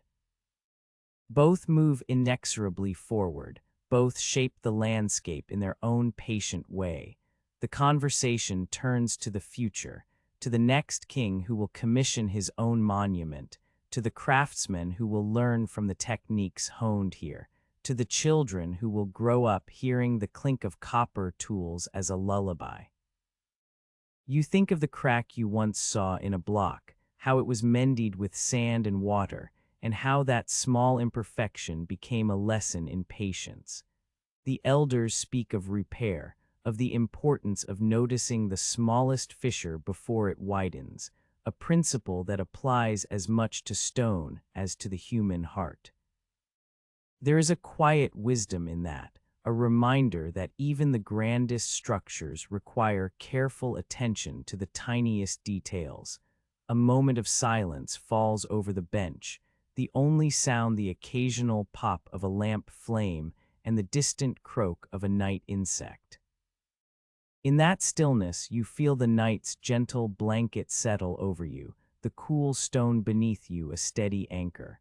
The stories have woven a tapestry of past and present, each thread a faint line of copper chisel, each knot a shared laugh or a whispered caution. You realize that the pyramid you help raise is not merely a monument of stone, but a repository of these quiet moments, a silent chronicle of the hands that placed each block, the breaths that rose with each effort, the thoughts that lingered in the shadows. You rise slowly, the sand shifting beneath your feet, and stretch the muscles that have known the weight of stone for weeks. The lamp light catches the scarab brooch on the overseer's staff, its tiny wings glinting, a reminder of rebirth and the cyclical nature of labor. As you step away from the bench, you carry with you the stories, the subtle ironies, the gentle humor that has softened the hardness of the day. The night air wraps around you, cool and steady, and you feel a quiet resolve settle in your chest, a soft acceptance that you are part of something larger, a stone in a river that will keep flowing long after the lamps are extinguished. The path back to your quarters is dimly lit, the shadows lengthening with each step, but you walk with a steadier gait, the weight of the day lightened by the shared narratives. The stone walls of the village seem to breathe with you, their surfaces cool to the touch, their ancient mortar holding together the lives of many who have come before. You pause at the doorway of your modest home, the reed-matched floor still damp from the day's work, and look up at the faint outline of the pyramid against the night sky. It stands there, a silent sentinel, its shape a promise that the stories you have heard will endure, etched not only in limestone but in the quiet hearts of those who listen. You step inside, the oil lamp's flame flickering against the walls, and feel the familiar comfort of the hearth's low heat. The day's labor fades into the background, replaced by the soft rhythm of your own breathing, the gentle crackle of the fire, and the lingering echo of the elders' tales. In the quiet of the night, you allow the stories to settle within you, like fine sand finding its place between stones, and let the calm of the desert night wrap around you, soothing the ache in your muscles and the lingering sting of earlier wounds. The pyramid, the river, the whispers of the past, all blend into a single, steady hum that lulls you toward rest, a gentle reminder that each sunrise will bring another chance to add your quiet contribution to the silent dawn. The morning light slips through the thin reed curtains of the workers' shelter, turning the dust motes into slow-moving specks that linger like tiny ghosts. You rise from the narrow mat of woven rushes, the coolness of the stone floor still clinging to the soles of your feet. The air carries the faint scent of damp sand and the lingering sweetness of honey from yesterday's wound, a reminder that the day will begin with the same quiet mixture of comfort and ache that has become familiar in these years. You pull the rough-hewn wooden bucket from its place beside the fire pit, its surface scarred by countless splashes of water used to soften the sand beneath the sledges. The bucket is heavy, its weight a small echo of the stones you will later move, and you feel the muscles in your forearms flex as you lift it. The water inside is cool, a thin sheet that catches the early sun and throws back a pale shimmer, as if the Nile itself had poured a little of its own reflection into your hands. The workers are already gathering, their silhouettes outlined against the pale sky. Hemi leans against a low wall, a reed basket of onions balanced on his hip, a jar of fermented barley beer clinking softly as he shifts his weight. He offers you a nod, his grin still half awake, the same grin that yesterday turned the overseer's sharp eyesight into a quiet joke among the men. You return the smile, feeling the dry humor settle like a thin layer of sand on the back of your throat. Nothing loud, just a gentle acknowledgement that the day will be long, but the small moments of levity will keep the weight from becoming too heavy. The overseer, a man whose staff is capped with a scarab that catches the light in a way that seems almost intentional, walks past you with a measured stride. He does not speak. His presence is enough to remind you of the hierarchy that underpins every task, the unspoken contract between ruler and laborer. You watch the scarab glint, a tiny emblem of rebirth that feels oddly out of place among the massive stones, as if the ancient symbol were trying to whisper that even the hardest work can be transformed into something lasting. You join the line of men moving toward the quarry's edge, the path a worn track of packed earth that has been trodden by countless feet over many seasons. The ground is still damp from the night's chill, the sand clinging to your sandals in small, stubborn patches. As you walk, the distant sound of the Nile's retreating waters reaches you, a low, steady murmur that seems to breathe with the land itself. The river, now a thin ribbon of silver, has left behind a fresh layer of silt that will soon be turned into barley, but for now it offers a quiet soundtrack to the labor that lies ahead. At the base of the pyramid, the massive limestone blocks sit like silent guardians, each one waiting for the next push, the next pull, the next careful adjustment. The sand beneath them is still damp, the water you poured yesterday having seeped in and softened the grains, making the surface a little more yielding. You pause for a moment, feeling the coolness of the stone against your palm, the faint brown dust that still clings to its surface, a reminder of the quarry where these blocks were first hewn. A sudden slip on a slick patch of limestone catches you off guard. The stone, polished by the repeated strokes of dolerite hammers, offers little grip. Your foot slides forward, the sand beneath giving way for a heartbeat before the weight of your body settles onto a lower step. The motion is swift, almost imperceptible, yet it carries the weight of a small misstep that feels larger in the quiet of the morning. Your shin meets a jagged edge of a broken stone, a fragment that has been left where a previous block cracked under the strain of the sledge and roll method. The stone's edge is sharp, a thin blade of limestone that slices a thin line across the skin of your shin. The pain is sharp, a hot sting that spreads through the muscles, making you gasp in the cool air. You stare down at the wound, a thin crimson line that begins to spread, darkening the pale sand around it. For a moment you stand still, the world around you a muted tableau of men and stone, the only sound the soft rustle of reeds in the breeze and the distant call of a lone ibis. The pain is a reminder that even in the measured rhythm of the work, the body is vulnerable, a fragile vessel that can be bruised by the very stones it moves. You feel the sting, then the quiet acceptance that follows, a small, almost invisible sigh that passes through you as you lift your leg and brush the dust from your shin knack. The seasoned foreman whose voice has guided you through countless days of labor steps forward. He is a man whose hands are calloused, his skin darkened by the sun, his eyes steady as the stones he oversees.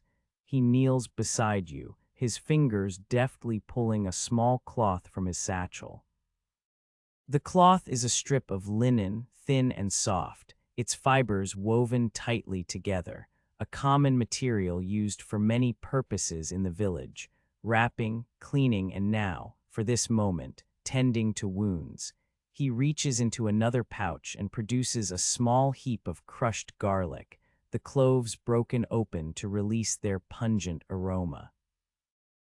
The scent is sharp, almost biting, cutting through the air like a brief, bright note in a low-toned song. Nakat crushes the garlic further with a stone pestle, the tiny pieces turning into a paste that glistens with a faint, oily sheen. He spreads the paste onto the linen strip, the garlic's natural oils mixing with the sweat and dust on your skin. The garlic smell is strong, a reminder of the fields where the plant is grown, of the simple herbs that have been used for healing since the earliest days of the kingdom. You inhale the scent, feeling it fill your nostrils, a sharp contrast to the earthy smell of the sand and stone. The paste feels cool against the heat of the wound, a soothing counterpoint that draws the sting away. Replacing it with a dull, comforting pressure neck wraps the linen strip around your shin, tying it with a simple knot that holds the cloth snugly but not too tightly. The linen is damp from the garlic paste, its fibers clinging to the skin, a gentle pressure that seems to whisper reassurance. He pats your shoulder lightly, his hand calloused yet steady, and says in a low voice, "It will hold." The words are not grand, not a proclamation of heroic healing, but a quiet promise that the wound will mend, that the work will continue. You stand again, feeling the weight of the linen bandage against your leg, the slight resistance of the garlic paste as it works its way into the flesh. The pain has softened, the sharp sting now a muted throb, like a distant drumbeat that you can hear but does not dominate the soundscape. You take a deep breath, feeling the cool morning air fill your lungs, the scent of damp sand and distant reeds mingling with the faint hint of garlic that still lingers on your breath. The line of workers resumes its movement, the rhythm of the day reestablishing itself, as if the slip had been nothing more than a brief pause in an otherwise unbroken melody. The copper chisels clink softly against the stone, the dolerite hammers thud in a steady cadence, and the ropes creak as they pull the sledges forward across the wet sand. You join the pull, the rope biting into your palm, its rough fibers pulling like a patient animal that knows its task. The sand beneath the sledges shifts, the water you poured earlier making it slick enough to reduce friction, yet still firm enough to support the massive weight of the limestone blocks. Your mind drifts, as it often does in these moments, to the earlier crack you had seen in a block weeks before, the way the sand had been tamped down to close it, the quiet order that had been restored. You think of the honey-soaked papyrus lint that had once covered a similar wound, the sweet taste that had masked the sting, the way the blood had darkened the sand before being swept away. The memory is a thread that ties together the small injuries and the larger work, a reminder that each wound, each repair, is part of a larger tapestry of effort and endurance. A few steps ahead, Hemi laughs softly, his voice low enough not to disturb the work but clear enough for you to hear. He tells a story about a cat that once perched on a column, startled by a stone that slipped from a sledge with a soft thud. The cat, indifferent, simply flicked its tail and returned to its nap, a small, dry humor that underscores the insignificance of individual mishaps when faced with the enormity of the pyramid's rise. You smile at the tale, the humor a gentle balm that eases the lingering ache in your shin, the cat's nonchalance mirroring your own quiet acceptance. The sun climbs higher, casting long shadows that stretch across the plateau, the light turning the limestone's surface into a sea of muted gold. The heat is gentle, not oppressive, a soft blanket that settles over the workers, encouraging a steady pace rather than a frantic rush. You feel the sweat gathering at the base of your neck, the coolness of the linen bandage against your shin, a contrast that keeps you aware of the small injury, yet does not dominate your thoughts. As the day progresses, the overseer walks among the men, his staff tapping lightly against the stone, the scarab at its tip catching the sun in brief flashes. He pauses near you, his eyes scanning the bandage on your shin. He does not comment, his presence enough to acknowledge the effort you have made to continue despite the wound. The silence between you is comfortable, a shared understanding that the work must go on, that each small setback is simply part of the larger rhythm. Midday brings a brief pause for a modest meal. You sit on a low stone bench, the sand beneath you warm from the sun's rays. A simple flatbread, still a little hard from the night before, is softened with a drizzle of date syrup, the sweet liquid seeping into the cracks of the bread, making it pliable. A few figs lie beside it, their skins wrinkled, their flesh soft and fragrant. A thin beer, brewed in the village's modest clay vats, is poured into a small wooden cup, the frothy head rising and falling with each sip.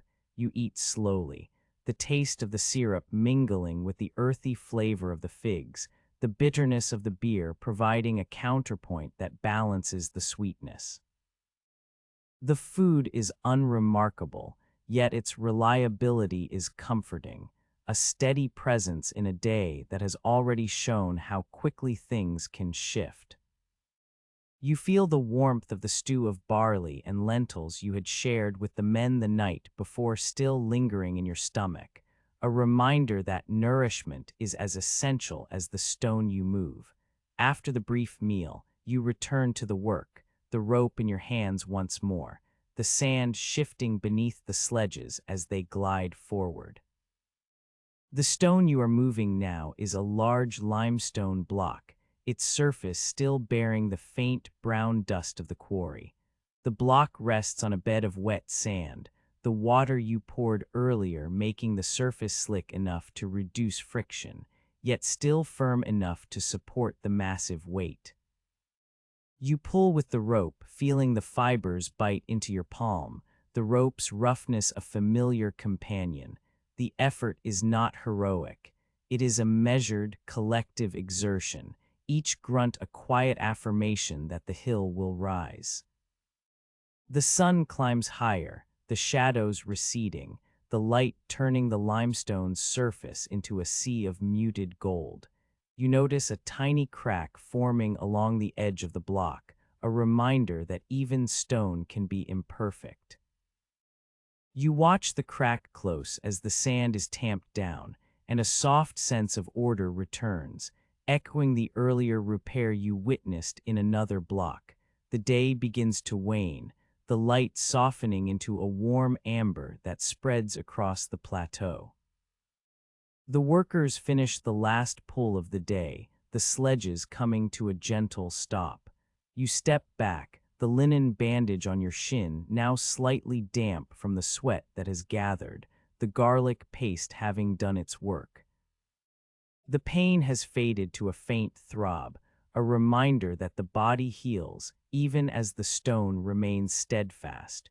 You sit on a low stone ledge, the coolness of the stone against your back a soothing contrast to the lingering warmth of the day. The Nile's distant murmur becomes a lullaby, its waters now a thin ribbon reflecting the colors of the setting sun. A soft breeze carries the scent of reeds and damp stone, a calming perfume that settles over the plateau. You close your eyes for a moment, feeling the rhythm of your breath align with the gentle sigh of the wind, the faint rustle of papyrus reeds, the distant call of a nightbird. The bandage on your shin feels like a small, quiet promise, a reminder that the body, like the stone, can bear the weight of many days, can mend its own cracks, and can continue to move forward. You think of the honey-soaked lint that once covered a wound, the garlic's pungent scent that now lingers in your memory, the scarab on the overseer's staff that catches the last light of day. All these small details, each a thread in the tapestry of your labor, weave together into a quiet pattern of endurance and acceptance.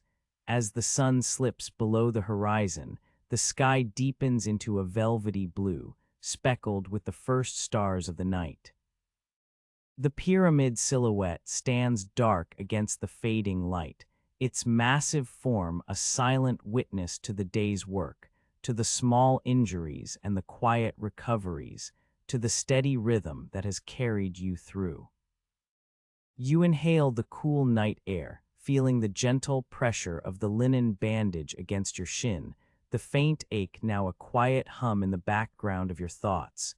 You rise, the stone beneath your feet firm, the sand cool beneath your sandals.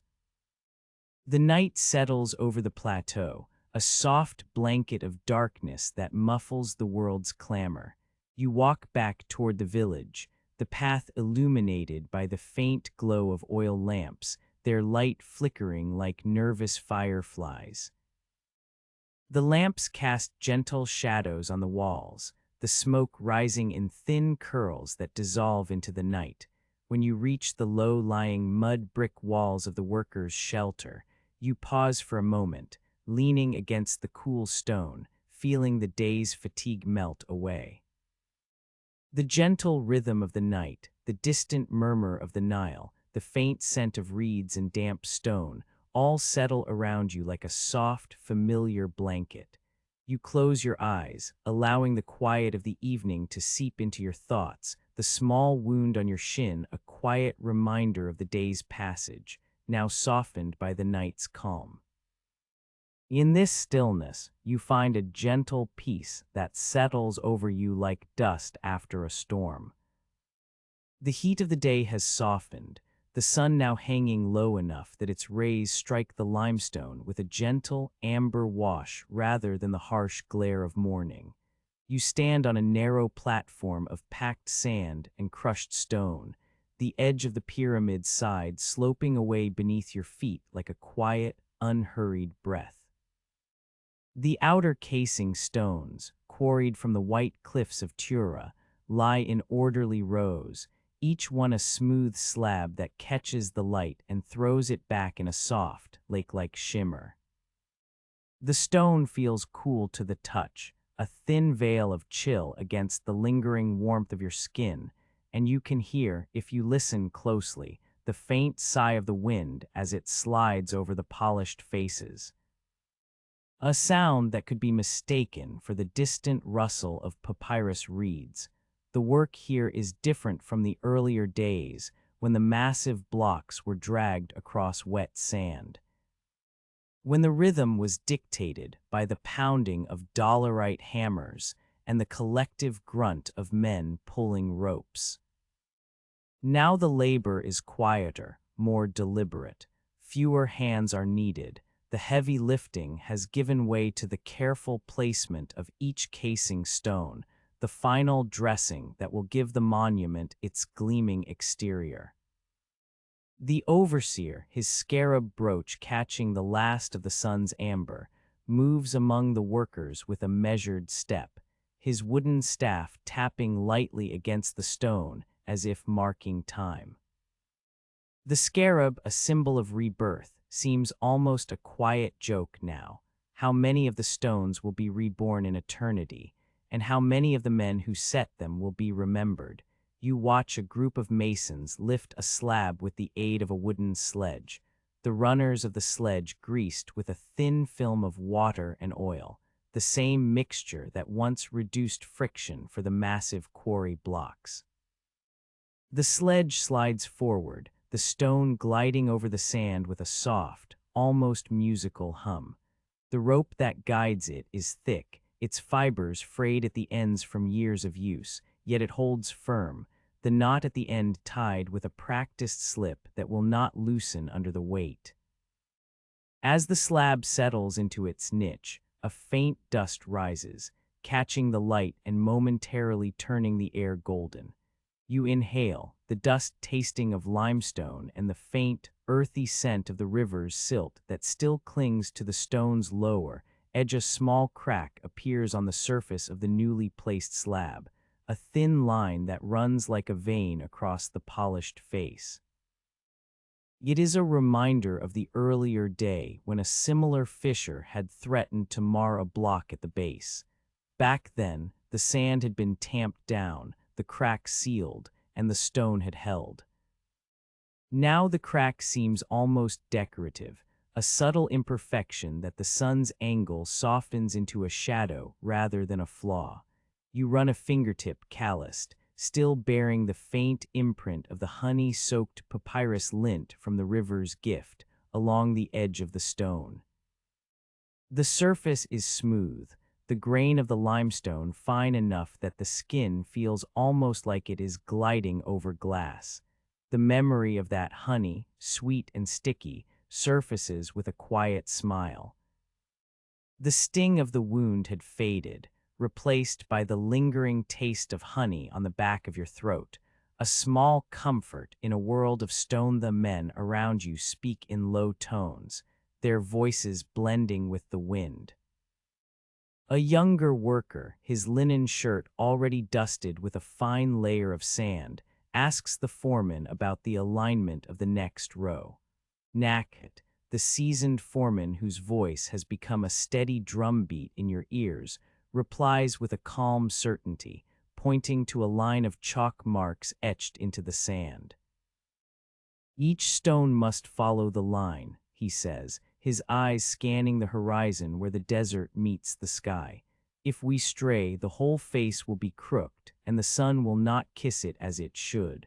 There is a dry humor in his tone, a quiet acknowledgement that the sun's kiss is a matter of both pride and practicality. The pyramid, after all, is meant to catch the light, to shine for the king and for the gods, and the workers, though unnamed in the annals, understand that their precision is part of a larger, almost celestial choreography. You feel the weight of the day settle into your shoulders, not as a burden but as a gentle pressure, like the soft press of a palm against a stone. The heat has begun to wane, the air cooling as the sun dips further, and the shadows lengthen, stretching across the plateau in slow, deliberate lines. The sand beneath your feet, once hot enough to blister, now feels like a cool blanket, the grains slipping between your toes with a faint, soothing rustle.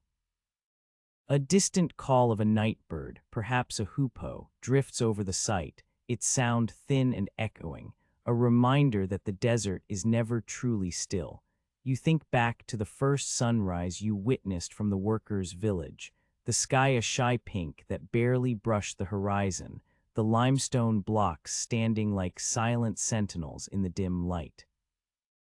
The memory is sharp, the chill of that early morning still present in the back of your mind, a contrast to the present warmth.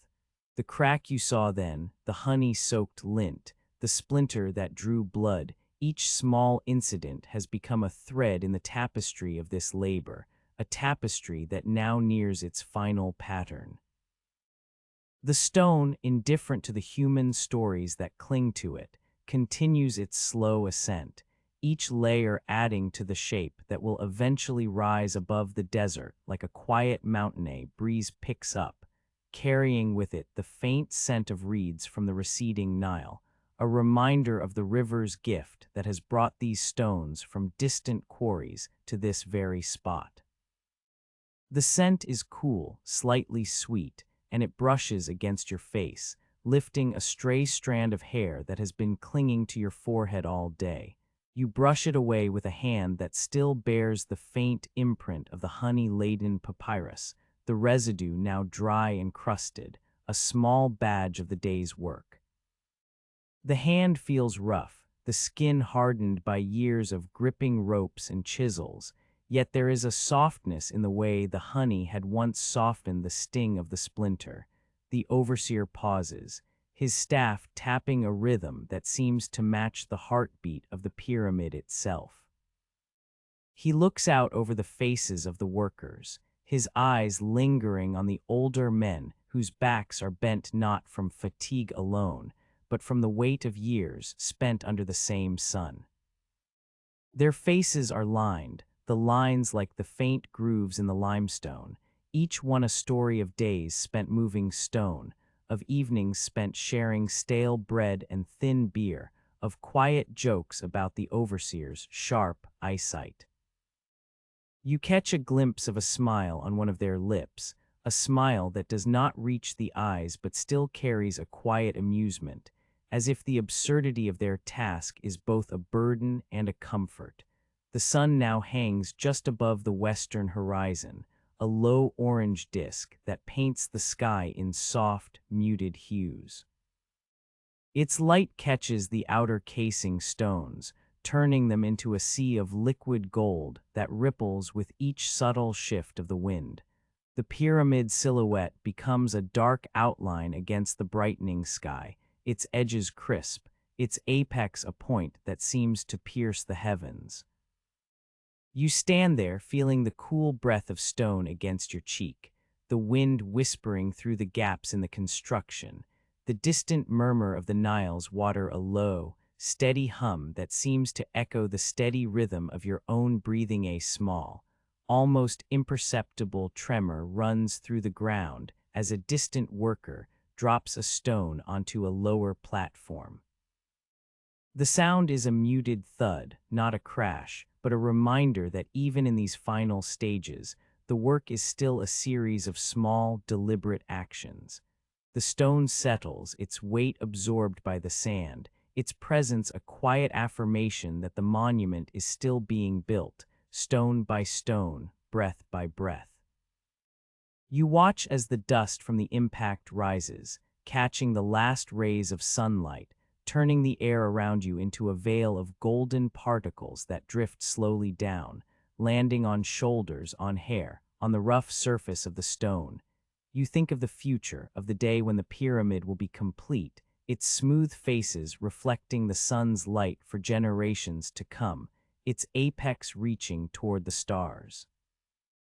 You imagine the priests who will climb its steps, the offerings that will be placed at its base, the names that will be inscribed in hieroglyphs that will outlast the memory of the men who moved the stones. Yet in this moment, the only names that matter are the ones whispered among the workers, the names that are never carved into stone, but live on in the quiet camaraderie of shared labor. The stone, in its silent endurance, holds these names in its pores, a hidden archive of the countless hands that have touched it. A nightbird's call rises again, clearer now as the darkness deepens. The temperature drops, the air becoming crisp, the sand cooling underfoot. You pull your simple linen cloak tighter around your shoulders, the fabric rough but familiar, its fibers having absorbed the sweat of many days. The cloak's hem brushes against the sand, a soft rustle that blends with the distant murmur of the river and the faint clink of copper tools being set aside for the night. The workers begin to gather, their silhouettes forming a loose circle around a modest fire that crackles with a low, steady pop. The flames cast flickering shadows on the stone, turning the smooth faces into a living tapestry of light and dark. You sit on a low wooden bench, the wood worn smooth by countless backs, and watch the fire's glow dance across the pyramid's side. The heat from the flames reaches you, a gentle warmth that spreads through your chest, easing the ache that has settled in your back over weeks of bending and lifting. The fire's scent, smoke mingled with the faint aroma of the oil lamps that still burn nearby, fills the air, a comforting reminder of the simple comforts that sustain you after a long day of work. In the quiet that follows the fire's crackle, you allow your thoughts to settle like the sand after a windstorm. The stone's cool breath against your cheek, the honey-soaked lint that once stung, the crack that was mended, the scarab's glint, all these details settle into a rhythm that matches the slow, steady pulse of the desert night. You feel the stone's presence as a steady, unhurried heartbeat, a reminder that the monument you help raise is not a fleeting construction but a lasting echo of human effort, a silent promise that will endure long after the last torch has been extinguished. The night deepens, the stars emerging one by one, their cold light spilling over the desert like a quiet blanket. You lift your gaze, the pyramid standing dark against the sky, its outline a steadfast silhouette. The wind carries a soft sigh, as if the desert itself exhales after a long day of holding its breath. You let that sigh settle within you, a gentle, calming tide that washes over the lingering fatigue, leaving behind a quiet sense of fulfillment. The stone, the river, the night, all converge into a single, steady breath, and you find yourself at peace, cradled by the ancient rhythm of labor and stone. The sun has already begun its slow descent when you rise from the thin mat of reeds that has been your floor for months, the same mat that has known the weight of your back and the rhythm of your breath.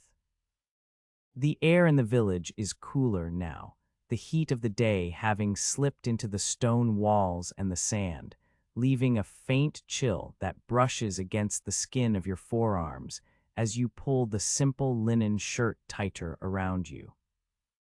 A thin veil of dust hangs in the light, catching the first orange glimmers that spill over the horizon, turning each particle into a tiny, trembling star. You step outside the mud brick house that has sheltered you, its walls still warm from the night's fire, and pause on the threshold.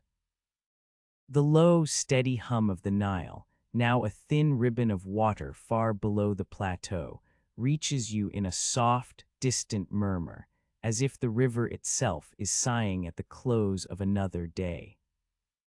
The water reflects the sky's colors in a way that feels almost deliberate, a mirror that has learned to hold the light without breaking it.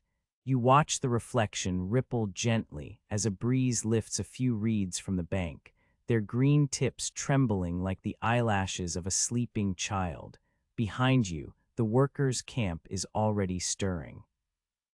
Small groups gather around the communal fire, the orange flames licking the soot-blackened stones, sending up thin curls of smoke that curl upward and dissolve into the twilight. The smell of the fire mixes with the faint, lingering scent of the day's labor, wet sand, limestone dust, and the faint metallic tang of copper that has clung to your tools for weeks. You can still hear in the back of your mind the echo of the dolerite hammers that have pounded the stone into shape, a rhythm that has become as familiar as your own heartbeat. You make your way toward the plateau, the path now softened by the evening's coolness. The sand under your sandals is firm, compacted by the countless steps of those who have walked it before you, each footfall a quiet testament to the collective effort that has raised this monument. The Great Pyramid looms ahead, its massive form now fully revealed against the sky, the smooth white limestone casing stones catching the last light and turning the whole structure into a luminous beacon. The stone, once raw and rough, now gleams with a polish that seems almost otherworldly, as if the sun has taken a moment to smooth the edges of eternity. You pause at the base of the pyramid, feeling the coolness of the stone radiating up through the soles of your feet.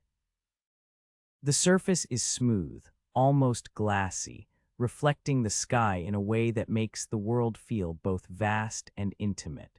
You run a hand lightly along the stone, the linen of your sleeve brushing against the polished surface, and notice how the stone retains a faint chill, a reminder that even the most massive creations are subject to the same cycles of day and night as the rest of the world.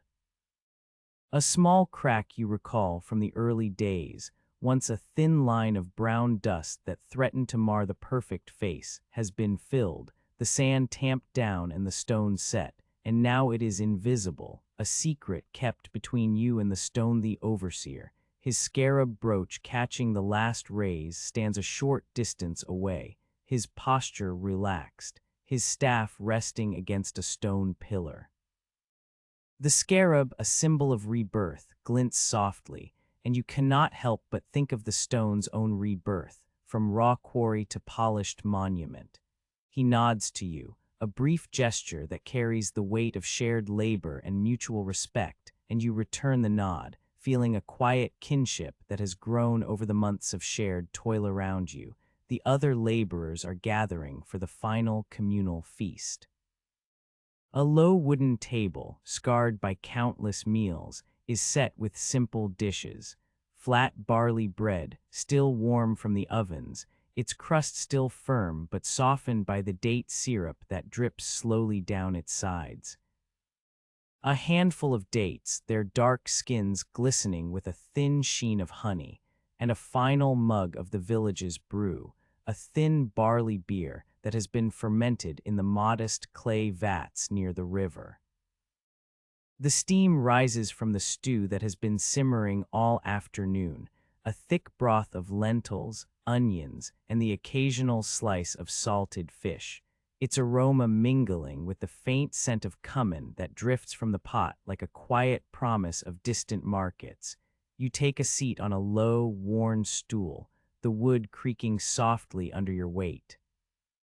The stone beneath you is cool, a steady presence that seems to anchor you to the earth even as the sky above shifts from orange to a deeper, more subdued gold.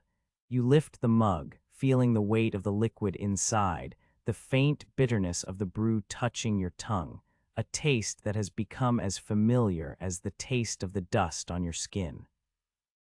You sip slowly, allowing the warmth to spread through your chest, a gentle counterpoint to the cool night that is beginning to settle around the table. Conversation flows in low, measured tones. Mary, his eyes crinkling with a faint smile, recounts a story about a cat that once perched on a column and was startled by a stone slipping from a sledge. The tale is told with a dry humor that makes the listeners chuckle softly, the sound barely rising above the crackle of the fire. The humor is understated, a small acknowledgement that even in the midst of monumental work, the ordinary mishaps of daily life persist, unremarkable yet somehow comforting. You find yourself thinking of the cat's indifferent stare, a reminder that the world continues its own rhythm, indifferent to the grand designs of mentha bread, softened now by the date syrup, is torn into pieces and shared. The texture is familiar, the crust still firm enough to give a slight resistance, but the syrup seeps into the pores, making each bite a blend of sweet and earthy. You chew slowly, feeling the grain of the barley, the faint bitterness of the dates, and the subtle spice of cumin that lingers on the palate. The flavors are simple, yet they carry with them the memory of countless meals shared under the same sky, each one a small thread in the tapestry of your life here. As the sun sinks lower, the sky deepens into a rich amber, then a muted violet, and finally a soft, velvety indigo. Stars begin to appear, first as faint pinpricks, then as brighter points that seem to settle into the heavens like dust on a stone surface. The night air grows cooler, a gentle breeze stirring the reeds along the riverbank, carrying with it a faint scent of water and damp earth. You feel the coolness settle on your skin, a soothing contrast to the heat that has been your companion for so long. You look up at the pyramid once more. Its silhouette is now a dark outline against the night sky, the smooth casing stones no longer reflecting the sun, but instead absorbing the faint glow of the moon that begins to rise. The moon, a thin crescent, casts a silvery light that washes over the stone, giving it an ethereal quality, as if the monument is both part of the earth and of the heavens. The stone feels ancient, timeless, yet you sense that it is also a living thing, breathing in the night air, exhaling the stories of those who have built it. A quiet thought settles in your mind. The stone has been a silent witness to your own small life, to the rise and fall of the sun, to the laughter and the aches, to the moments of shared bread and the brief, sharp sting of an injury. It has held your hands, your feet, your breath, and now it holds the memory of this final sunset, a memory that will linger long after the fire has burned out and the last mug has been emptied. The overseer rises, his staff tapping gently against the stone as he moves toward the edge of the plateau. He pauses, looking out over the desert, his eyes tracing the line where the sand meets the horizon. He does not speak, but his presence conveys a sense of completion, a quiet acknowledgement that the work that began under the first shy sunrise has reached its inevitable end. The scarab on his brooch catches a stray beam of moonlight, flashing briefly, a reminder that even in endings there is a promise of renewal. You feel a gentle fatigue settle into your bones, a deep, soothing tiredness that is not the harsh exhaustion of overwork, but a calm, contented weariness. It is the kind that settles after a long walk, after a day spent in steady, measured effort, after a life lived in rhythm with the stone and the sun. You close your eyes for a moment, inhaling the cool night air, feeling the faint scent of the river, the distant perfume of lotus blossoms that drift on the breeze, and the subtle, lingering aroma of the fire's smoke. The world feels still, as if time itself has paused to take a breath. When you open your eyes again, the fire has dimmed to a few glowing embers, their orange tongues licking the air before dying down. The last of the stew's steam has risen and vanished, leaving only the faint, lingering taste of cumin on your tongue. The bread has been eaten, the dates consumed, the mugs emptied. The table is now empty, the wood smooth and darkened by the fire's heat. Yet the space feels full, filled with the invisible presence of all who have shared this moment, their voices a soft echo that lingers in the night. You stand, feeling the stone beneath your feet, solid and unyielding, a grounding force that steadies you as the night deepens. The wind picks up slightly, rustling the reeds along the river, sending a soft, rhythmic rustle that sounds like a distant chant. The sound is comforting, a reminder that the world continues its own cycles, that the river will rise again, that the sun will rise again, and that the stone will stand through all of it. You turn your gaze once more to the pyramid, its apex now a dark point against the indigo sky, a silent sentinel watching over the desert. In the distance, the Nile glimmers faintly, its surface catching the moon's reflection, turning the water into a ribbon of silver. The river's gentle murmur reaches your ears, a lullaby that has accompanied you through countless days and nights. A thought drifts through you, quiet and unassuming. The stone, the river, the sun, the moon, each follows its own path, each moves in its own rhythm, each is part of a larger whole that you have been privileged to touch, however briefly. The stone has been your companion, the river your sustainer, the sun your guide, and the moon your gentle overseer of night. Together they have formed a tapestry of existence that you have helped to weave, a small thread in a vast, ancient fabric. You inhale deeply, feeling the cool night air fill your lungs, and exhale slowly, letting the breath carry away the remnants of the day's heat, the lingering taste of barley brew, the faint ache in your muscles. The breath is steady, rhythmic, matching the slow pulse of the desert night. You feel a gentle peace settle over you, a calm that is not the absence of thought but the presence of a quiet understanding.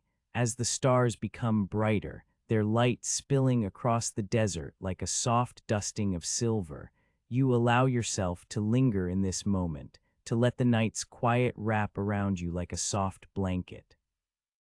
The pyramid stands unmoving, a testament to human effort and divine ambition, yet also a reminder that all things, even the grandest, are built from the same simple stones, the same humble hands, the same patient patience.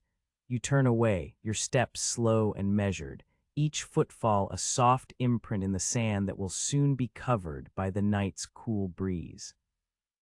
The path back to the village is lit only by the faint glow of the oil lamps, their flames flickering gently, casting wavering shadows that dance on the stone walls. The lamp's light is warm amber, and it seems to pulse in time with your heartbeat, a quiet companion on the way home. When you reach the threshold of your dwelling, you pause once more, looking back toward the plateau.